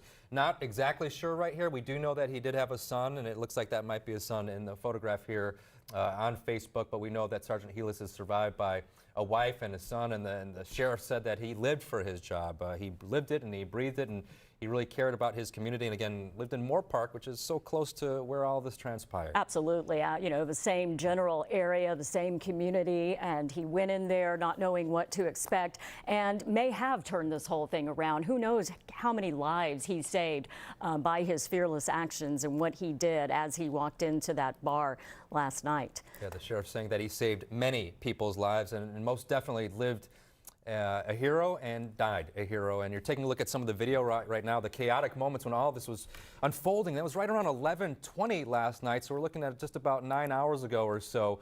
You can see police officers with their weapons drawn there and trained on the location, and you can see the paramedics start to show up as well.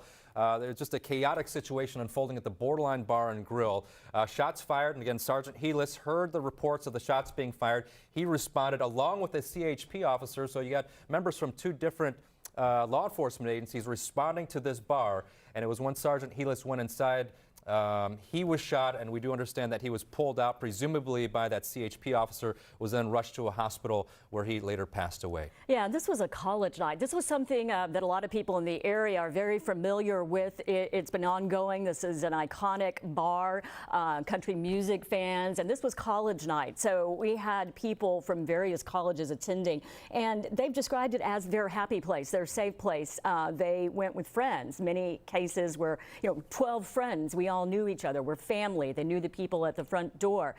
They knew security. And, again, we say they felt secure in this area, and here their lives are shattered now. And just the safety of the community, you just have to feel uneasy, even if you didn't know this was unfolding. Waking up this morning and hearing about this, just getting a text from a loved one or a friend saying, this happened last night in Thousand Oaks, and, people are saying, where, the Borderline Bar and Grill. It's just so well known to everyone, and nothing like this has happened. No, it's a landmark, really, for that community. It's been open for over 25 years, and if you've never been there, it's a very large venue. It's got more than 2,500 square feet, and we talked about it being a country music night, but it was really a venue for all types of big events. You had the Beach Boys actually perform there at one point. They would have comedy acts. We know that Adam Carolla has performed there as well as country music acts like Lee Brice and Tyler Farr. So it was a place for the community to congregate, and last night it was really about college students, and you had young people as young as 18 there last night, and the estimates are there were somewhere between 150 to 200 people. One of the survivors telling us that was actually a light night for a Wednesday night, that usually there's even more than 200 people there. So obviously they were never going to expect this. No one could ever be prepared for that. But you're taking a look at some of the video here as officers were trying to figure out what was going on and trying to bring this to a halt. All right, we're going to go to Annette Ariola right now. She's at the Family Reunification Center out there in Thousand Oaks, and we're going to be checking in with her. She's been talking to some of the family members. I know so many family members are waiting to get information. Let's listen. The room, as you can imagine, the longer they wait, the more intense it becomes. A lot of folks in there, as you can imagine, are crying, and there's a lot of tears, very somber. And we've got sheriff's chaplains, we've got fire chaplains, we've got the Red Cross, district attorney, victims advocates, and the FBI victim advocates. The city's doing everything, the county's doing everything. Supervisor Parks is here, and I just want to share with all of you. This is the safest city in America, and take note, it can happen anywhere. This was just an awful event. The citizens of our community are devastated. We're heartbroken. I'm a minister here in town, also a sheriff's chaplain. I used to be, and I'm in there with those folks, and we're committed to them. We're going to be with them. There's going to be some funerals in this town. We're going to be with them, remembering birthdays a year from now and anniversaries and everything necessary. And everybody in this wonderful city of Thousand Oaks is going to love on these folks. I'm grateful for first responders, law enforcement. A lot of you know we lost an officer tonight, and tonight, and I don't know all the details, but these folks are amazing. I wanted to say thank you for all of you covering it. The nation gets to grieve with us, and we sure could use your prayers. Officer Hutton, you have anything to share? Thank you. I just want to let you know that it's still a slow and methodical process. They're making sure they have everything lined up, and they're doing their best to go and get this information out. Everybody here wants to know, families want to know, friends, relatives, the city, our entire community. So we're doing everything we can to get this information out as soon as we can. Can you talk about what the notification process will be here? Yes, family members, it'll be designated family members will be escorted with chaplains, victim advocates. and counseling, and they'll be explaining the process, the loss of their loved ones, and resources that we have that we can go ahead and provide. And like I said before, as a community, we're going to do our best, come together, and we're going to get through this. How many people are in there now, and can you just give us a sense of sort of what's happening? Does every family, does every person have someone assigned to them? What's the situation? Yes, we have approximately 60 people in there right now. People will be assigned to every family member, and people are antsy. They're getting antsy. They're walking around. They're sitting down. They're leaning on loved ones, and it's a very, very difficult process right now, knowing that they have to continue to wait. But we just keep on reassuring them that everything's gonna come down, and we're gonna be able to make these notifications as soon as we can. And obviously that's the priority for you. You want to let them know, but can you tell us the process before you feel confident enough to make a notification? Will you wait until, for example, everyone who is inside the nightclub is identified? Will you do them as they become available? As we get information, we're completely transparent. We're going to get this information out as soon as we can. Yes. Do you take aside a family member, only family members who have lost a loved one, or ones who might have someone in the hospital? Do you take them aside? Yes, anybody that's related to this incident, everybody will receive the same type of counseling, care, and consideration that we have, and all the resources that we have available today. No, as of this time, we don't have that information. The bodies of the victims are still. And Sergeant Hutton, you were good friends with the sergeant that was killed. Yes. Talk about what you're experiencing. You're going through hand in hand what a lot of these families are going through. Yes. Sergeant Ron Heelys, he was a good friend. He's a hero. He's a husband. He's a father. He's a friend. He's a partner, and we're all extremely devastated what transpired. He went into that bar protecting, serving others, and making sure everybody else can go home, and unfortunately he's not going home. Is that what, in moments this morning, it's brought tears to your eyes? Yes. The thought that it's just so much It's very, very sad for all of us. Yes. Is there any update on the process as to how those families will be reunited with the 20-plus survivors who are still in hospital? You know what? There is measures in line right now. I'm not familiar with exactly the roll call for that at this time. Have any notifications been made just yet? Not to my knowledge. Have you given some notifications yet? Not to my knowledge. What is the not here? Not here. Yes.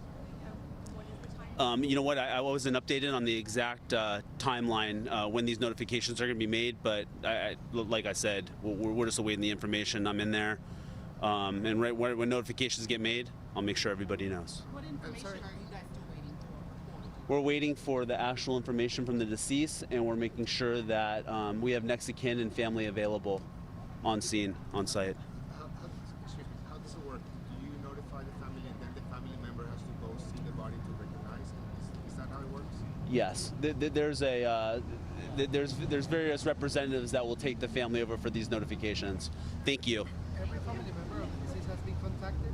And we've been listening in there to Ventura County Sheriff's officials talking at the reunification center there on Jans Road. And what they're describing is what everybody has been on pins and needles about, and that is the identification of the people who were killed in this horrible incident that happened and how they'll be verified. This is Mayor Pro Tem Rob McCoy. Let's listen in. And prepare for the worst. And we've just been with them, and they almost don't want to talk about that. The longer they wait, it appears to be inevitable to many of them, and you just hug them.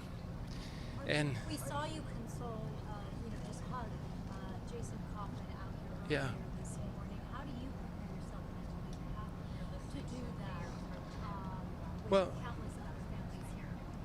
yeah, I could ask the same about you, how you do your job. Some people are gifted at what they do, and this is what I was called to be a minister.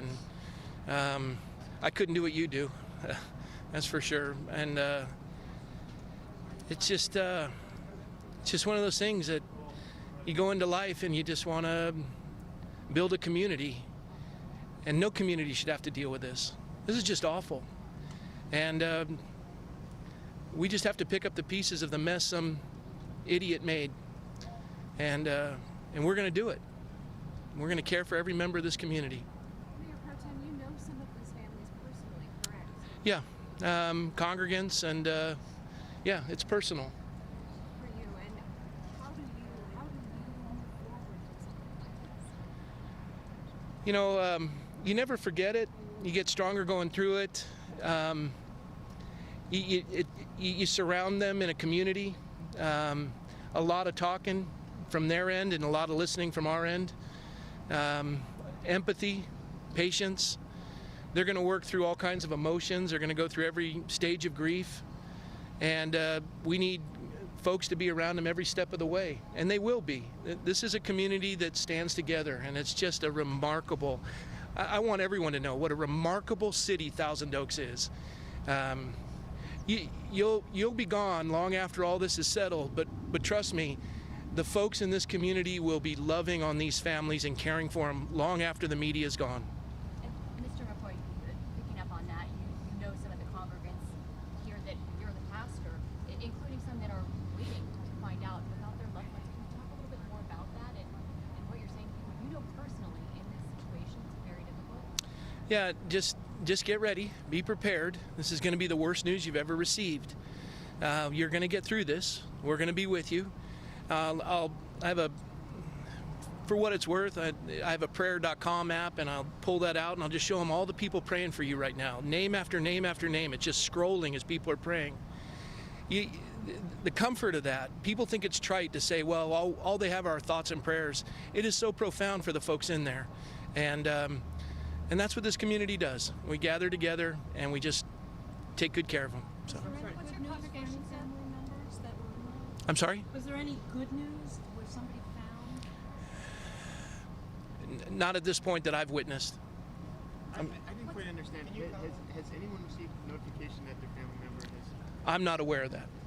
Sir, what's your congregation? It's called Calvary Chapel, Thousand Oaks. Yeah. Can you comment as to the circumstances of Jason Kaufman's son? Maybe some of you saw, I gave him a hug. I didn't step into his private world or ask any details concerning that. He's in there. He's being consoled and comforted. He's appears to be waiting like everybody else. A lot of you reported that he had received notification. It appeared to me that he had as well, but no one in the room, including the sheriffs, can confirm that. I can't. I was just there for whatever he had perceived to be news, and I don't judge what he received. I just knew he needed to have some comfort. Do you know what he received, what was said? I don't. I know that it was heavy, and he didn't want to share it with other family members, so yeah.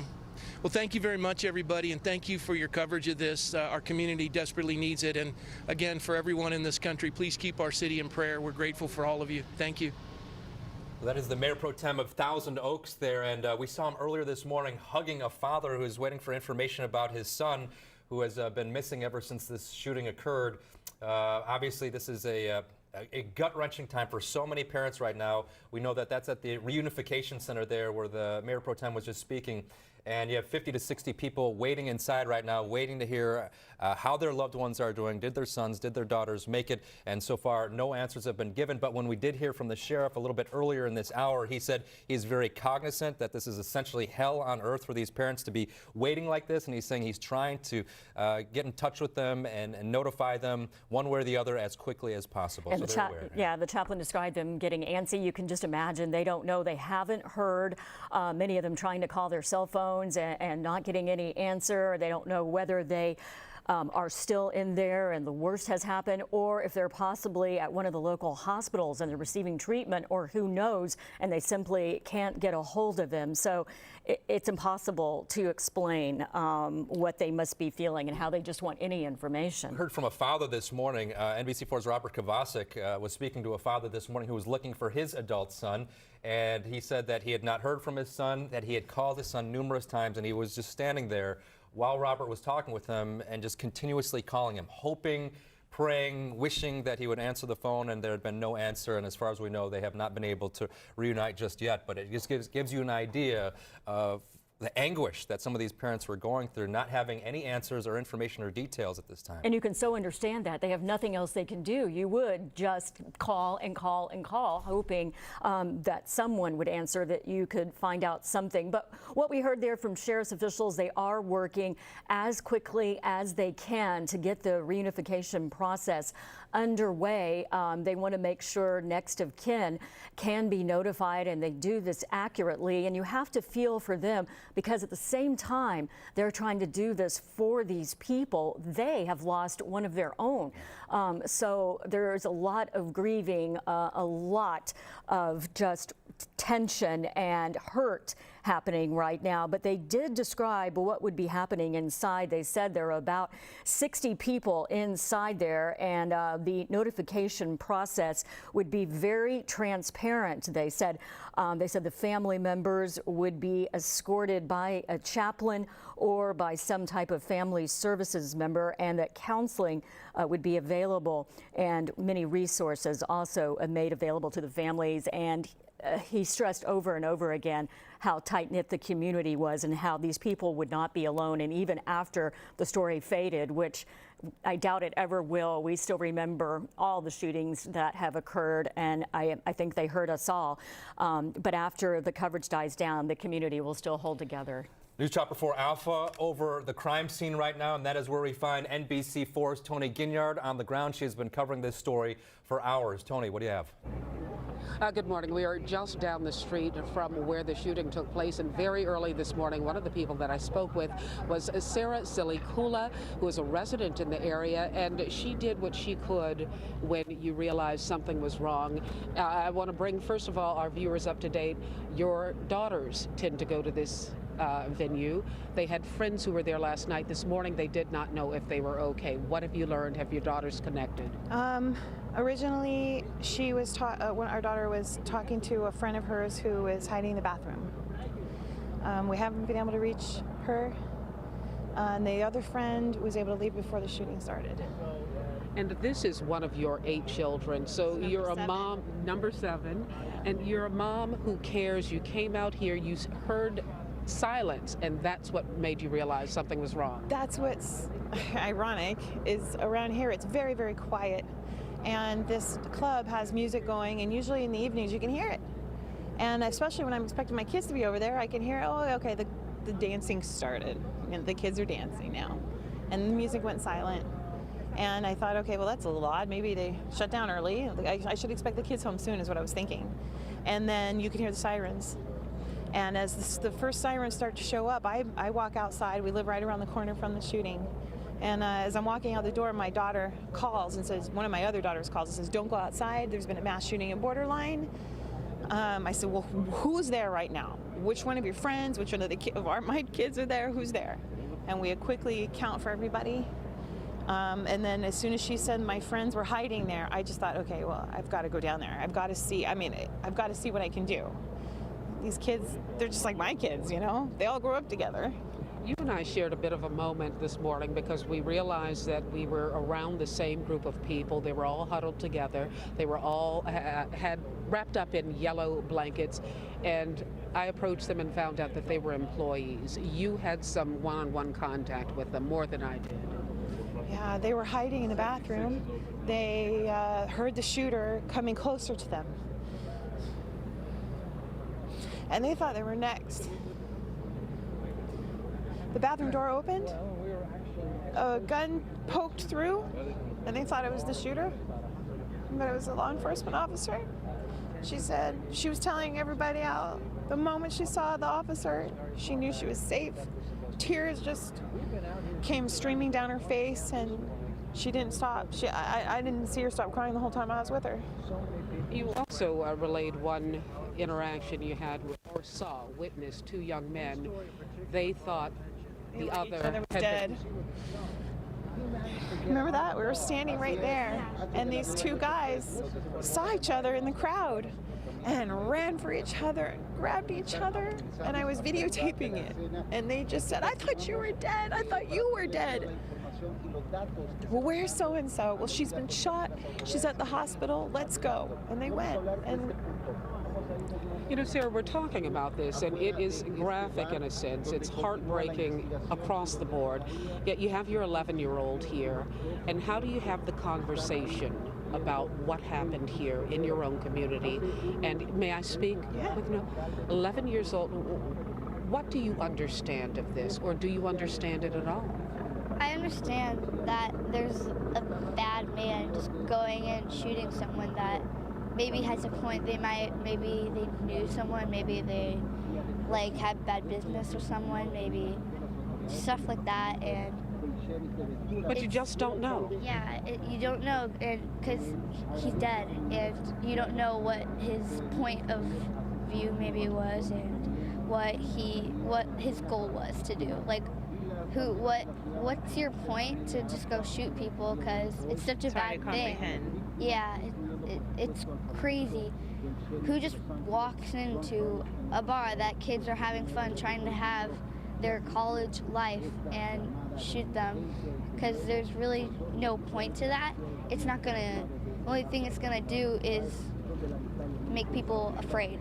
They're gonna be scared. They're gonna be like, oh my gosh, this just happened. she's scared. She doesn't want to go to school. Yeah. Again? She doesn't want to go to school today. She's scared. You know, this brought Thousand Oaks to a new club, man. We're members of the mass shooting club now. You know, who thought? Who would have thought? It has to break your heart, though. All of this breaks your heart. And I want to point out to our viewers and those of you back at the station that we talk about situations like this, but you get wisdom from an 11-year-old who says it makes no sense. And that's where we are right now. Ventura County Sheriff's Department, the FBI, so many different law enforcement agencies working to figure out the motive behind all of this. I heard Jonathan doing interviews with the suspect's neighbor, trying to figure out what may have led to this point. When I talked to Sheriff Dean, and Sarah, you may appreciate this, I asked him, was this a random shooting? And he started shaking his head. He said, no one just, he had to have known where this bar was. No one just drives down the 101, gets off the freeway and decides, I'm going to go there and start shooting people. And is that what you feel? Absolutely. I mean, it's a very, very well-known spot for kids that are not quite 21, that want to go out and have like a fun night without like getting drinking at a bar. And it's very popular in Ventura County. I mean, CLU has caravans of freshmen that come here on Wednesday nights. And this was Wednesday night. Yeah, they have actually buses. I heard on the news, and they have buses. It's like planned every Wednesday. They like have just like a van. Yeah. When is too much for Noah to hear? When is it too much? Because I'm sure a lot of parents got to see the truth. They've got to see it. They've got to. It's horrible. We can't hide it from them. We've got to keep her safe. She's got to know that crazy people could just walk into a school and walk into a nightclub and walk into wherever they want to. They go, where is it going to stop? It's up to us to do it. It's up to every parent that's watching television right now. All the next generation of kids, they should never have to go through the fear of mass shooting event. It has to stop, and it has to stop now. Sarah, I want to go ahead and thank you again for speaking with us. You get a sense of the anger and frustration that's just under the surface of so many people who live in this community. This happened to them. They may not have been inside borderline, but this happened to them. They take what happened seriously. They hurt as much as many of the families who lost loved ones hurt. We're going to continue talking to people and bring you updates throughout the day. I can tell you, as I mentioned, and I want to reiterate this, there were 6 off-duty law enforcement officers inside of the club at the time. They were off-duty, 3 from LAPD, 3 from Oxnard Police Department. The sheriff mentioned how one parent walked up to him and told him, thank you. They stood in front of my child. And these parents are grateful for the survivors that they're alive. I'm Tony Ginyard, reporting live. Back to you in the studio. Tony, thank you. So many wise words from an 11-year-old, and also sad that an 11-year-old has to grow up in a time where shootings like this are a reality. But that reality also may have saved lives, because some of the young people in the bar at the time in Borderline knew, we need to get out. This is serious, and were able to break windows and get out. And she even had the awareness to say, what was the point? And that's what investigators are trying to figure out right now. They're at the scene of the shooter's home in Newbury Park, and they're trying to get to the bottom of this to figure out what the motive might have been. We all want to know that. It is 8:44 right now. You're watching continuous breaking news coverage on NBC4 of this shooting that has happened at the Borderline Bar in Thousand Oaks. Here is what we know right now. Ventura County Sheriff's Department says 13 people are dead. There are 22 more hurt that are getting treatment right now. This is after this mass shooting happened inside the Borderline Bar and Grill, a very popular place in Thousand Oaks. In fact, that 11-year-old girl was talking about how they bus people in. I mean, it's an event. College students go to this. It's just a nice place where you can go and listen to music. This should be a fun night, a safe night for everyone. And among the dead, Sheriff Sergeant Ron Heelys, who confronted the gunman. He was the first one to respond to Borderline. And when he went in, he was shot, then pulled out, taken to a hospital, and he later died. We now know more about the 28-year-old gunman now. Ian Long lived with his mother, as we mentioned, in Newbury Park, and we've learned that he went to Newbury Park High School, which is about 10 minutes away from the Borderline Bar in Thousand Oaks. The Ventura County Sheriff says he was armed with a Glock 45 caliber handgun, and it had an extended magazine. Now, what we talked about, Kathy, Borderline Bar was holding a college country event night. It was college night there last night. Yeah, it was an 18 and up night. As they were saying, it's a place where if you're under 21, you can go. You don't have to drink. It's nice. It's fun. It's a tradition. It's well known, a staple in the community. And there were several hundred people inside that bar during the shooting, so it was packed. They've also set up a family reunification center at the Thousand Oaks Teen Center. That is located at 1375 East Jans Road. And we understand now the families are there. There are about 60 people inside. They are waiting for news. They want to know what has happened to their family members. The sheriff, Jeff Dean, talked earlier about the shooter's prior run-ins with police, but nothing terribly serious. Right. There was a traffic accident. There was an altercation in which he was the victim, possibly a fight at a bar, something that happened at a bar where he was a victim, and then they responded to his house. Right. Then things seemed to escalate in April when we understand that Long was acting irate, scary enough to some neighbors that they had to call police for help, and police then responded. And we now find NBC4's Jonathan Gonzalez outside of Long's home in Newbury Park. There's been some, I guess, debate, Jonathan, whether it's Newbury Park or Thousand Oaks, but the sheriff's, I believe, telling us that it's Newbury Park. Yeah, and then one sheriff deputy here telling us that Newbury Park is a part of Thousand Oaks. So if we want to go there and on a technicality, that might clear things up. According to some of the sheriff's deputies that we spoke with here outside of the house this morning, they are still outside of this house right now. FBI joining the Ventura County Sheriff's Department here and outside of the house. I believe they have entered the house at this point and have really began their search, looking for any red flags, any kind of information, any evidence that would lead them, with high hopes of at least telling us why he did what he did, the shooter carrying out that shooting last night. But also, at the very least, were there signs that may have led up to this that could have been prevented? Could this have been prevented is the other lingering question that we have this morning. You talked about that incident in April. We spoke with the man who lives next door to Ian Long. And his mother, where they live in this house, and he's the one who told us that he actually called 911 himself back in April. He had heard what he said was somebody sounded like they were going to rip down the walls in the house next door, and he was concerned that Long was going to injure himself, and that is why he felt the need to call 911. It appears that nothing else ever came of that incident.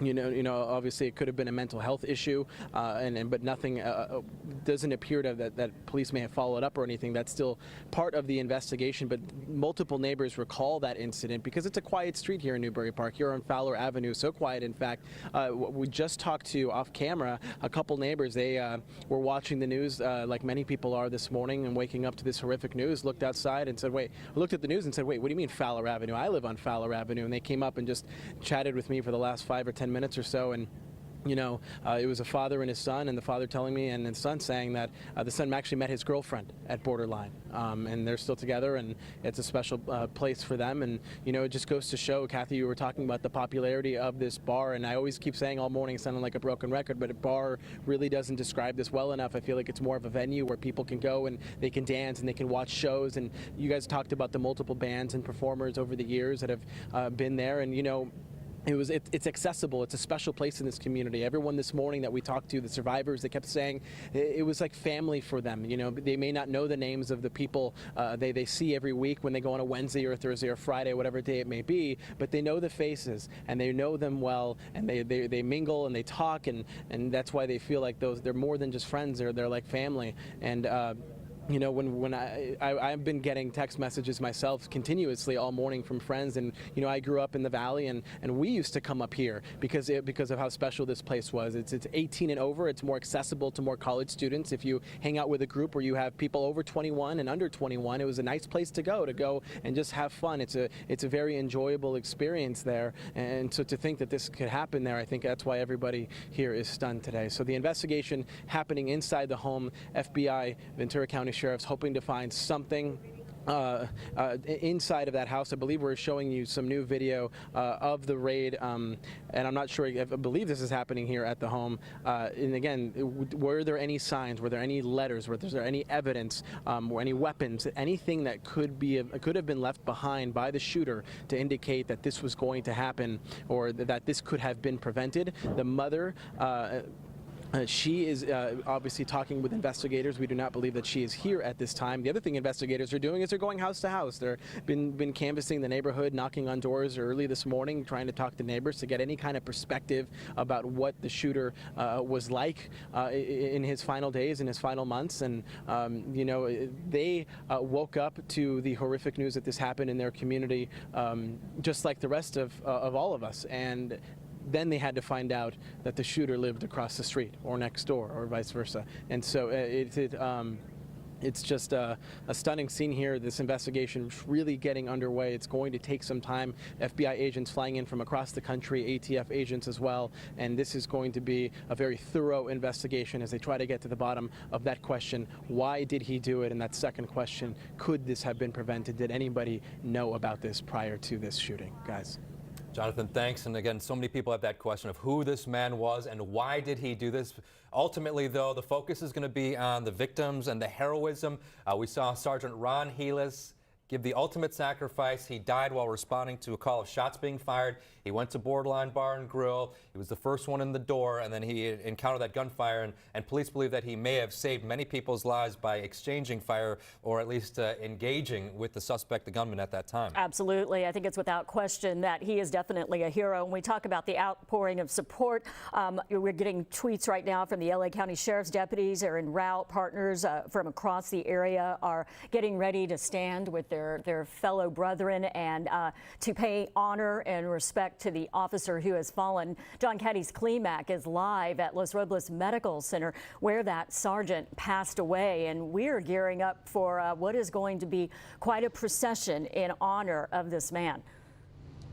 And I don't think we can. I don't think there's any harm in repeating his story and calling him a hero, because that's what everyone's saying today as to what happened last night. Right now, they're starting to set up for this procession. It's supposed to start at 10 o'clock. Ventura County Fire Department has set up one of their trucks with the ladders. That's just one side of what will eventually be a giant American flag that'll be hanging here. We noticed some LA County Sheriff's deputies arriving as well. We saw some officers from, it looks like, city of Oxnard. We saw Pomona arrive here as well. Everyone getting ready for what is to be the procession of the body of Sergeant Ron, who's going to be leaving at about 10 o'clock this morning and making his way to the Ventura County Medical Center. I want to show you a map so you see that where the road closures are going to be. They're going to be rolling road closures as they do this. They're going to be leaving from the hospital here and then heading up north on the 101, getting off the Main Street exit. Then they're going to take Mills Road. That's going to take them up to the hospital. And as they make their way through there, it's going to be about a 30-minute ride, but could take a little bit longer when you consider all the vehicles that are going to be involved in this. But as they do that, they're going to be doing some road closures, making their way through there, so it is going to impact traffic a bit. But we're also expecting to see some of the residents of Ventura County coming out to offer their support to be here. We've actually noticed one man, I don't know if we can come back live real fast, across the street, we noticed one man who showed up with an American flag, the first one to be here to witness what is expected to be a moving processional. I want to share with you what one of the deputies told us this morning as he was explaining to us how this was all going to work. He was also talking about what they hope as a department, what they hope people see from this procession. So take a listen to what he had to say. We live in a community where there's men and women out there 24 hours a day, firemen and sheriff's deputies and police officers that are out there when you sleep, that are there to protect you, especially in this community. Thousand Oaks is a great city.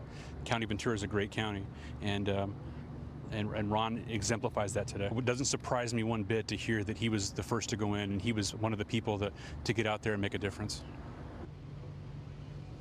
So back live, I wanted to show you once again the deputies who are getting ready here, the officers from different police departments who have already arrived here. The fire department that's extended its ladder here on one side. The engine on the other side has just arrived. They're going to extend the ladder to the other side, and then you're going to see that giant American flag draped down, and then the body of the sergeant is going to make its way through here and on its way to the Ventura County Medical Center. Again, that's expected to begin at 10 o'clock this morning. Guys, back to you. All right, and John, you've been out there all night long and into the morning. It's not just law enforcement. You had an encounter with a family member who is looking for a loved one. Can you go over that situation again? Because that's another news correspondent you're talking to, right? Or former news correspondent.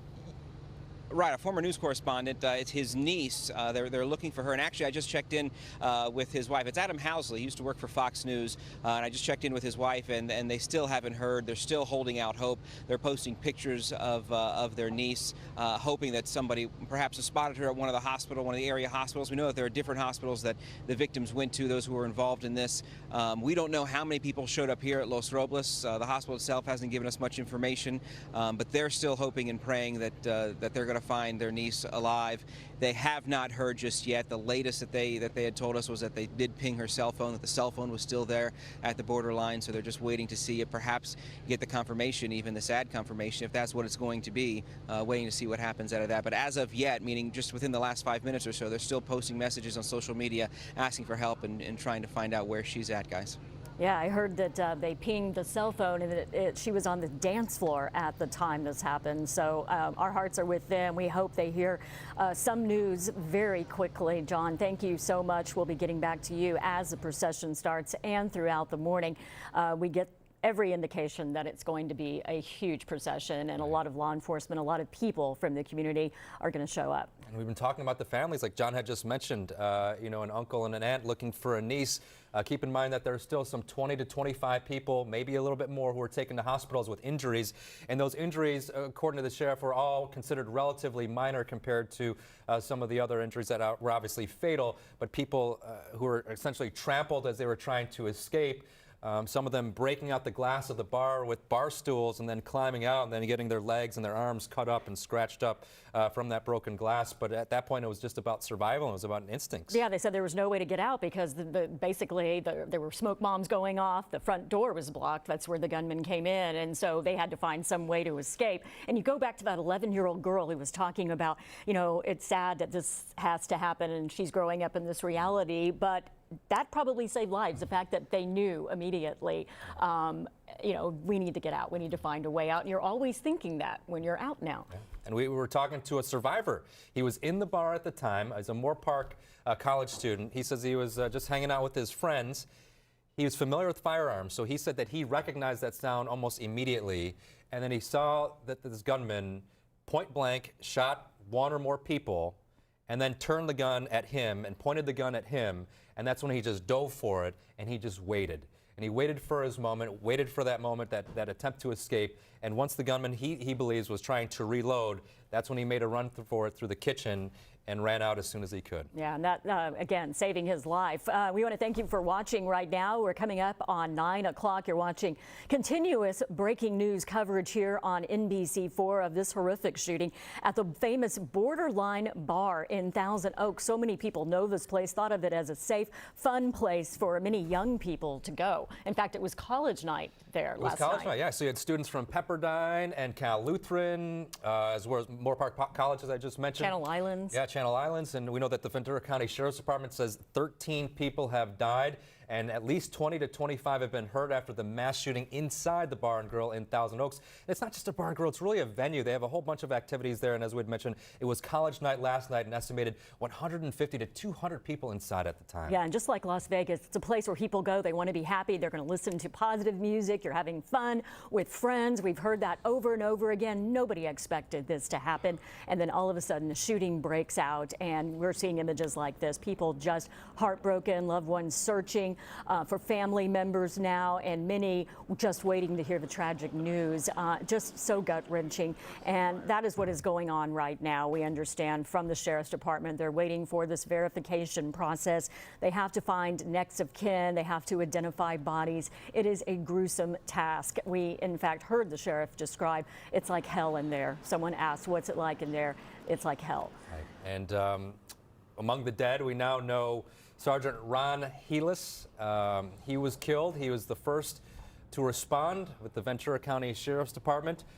He received a call that shots had been fired at the bar. He was actually on the phone with his wife at the time, we understand. That's what the sheriff has been telling us. He and his wife would check in with each other several times during his shift. Obviously, he's working the late shift. He told his wife that he had to go, that he had to respond to a call, and that is when we went to the Borderline Bar. It was the first one in, running towards the gunfire when he was shot. And we've learned that he was pulled out of the bar, presumably by a CHP officer who was also there responding to the call of shots fired. And the sergeant was taken to a hospital where he later succumbed from his injuries. Yeah, heroes, both of them, and I'm sure there will be many more citizens probably who will be hailed as heroes for helping to save people inside. It's that moment when everyone comes together, and now we're waiting for that procession. 1 hour from now is what they are talking about. They will move the officer's body from the hospital to the medical examiner's office. It's about a 25-mile journey, and we are expecting law enforcement and citizens from across the area, who knows how far and wide. Right now they are making their way and they are setting up for a procession for this fallen officer. They want to honor him as a hero that he is, and he has proven to be just a couple of years possibly from retirement. We have learned within the last hour or so more about the gunman, Ian Long, 28 years old, former veteran, was with the U.S. Marine Corps. Some of the neighbors had been saying that he had suffered from PTSD. The sheriff cannot confirm that as of right now, so they're looking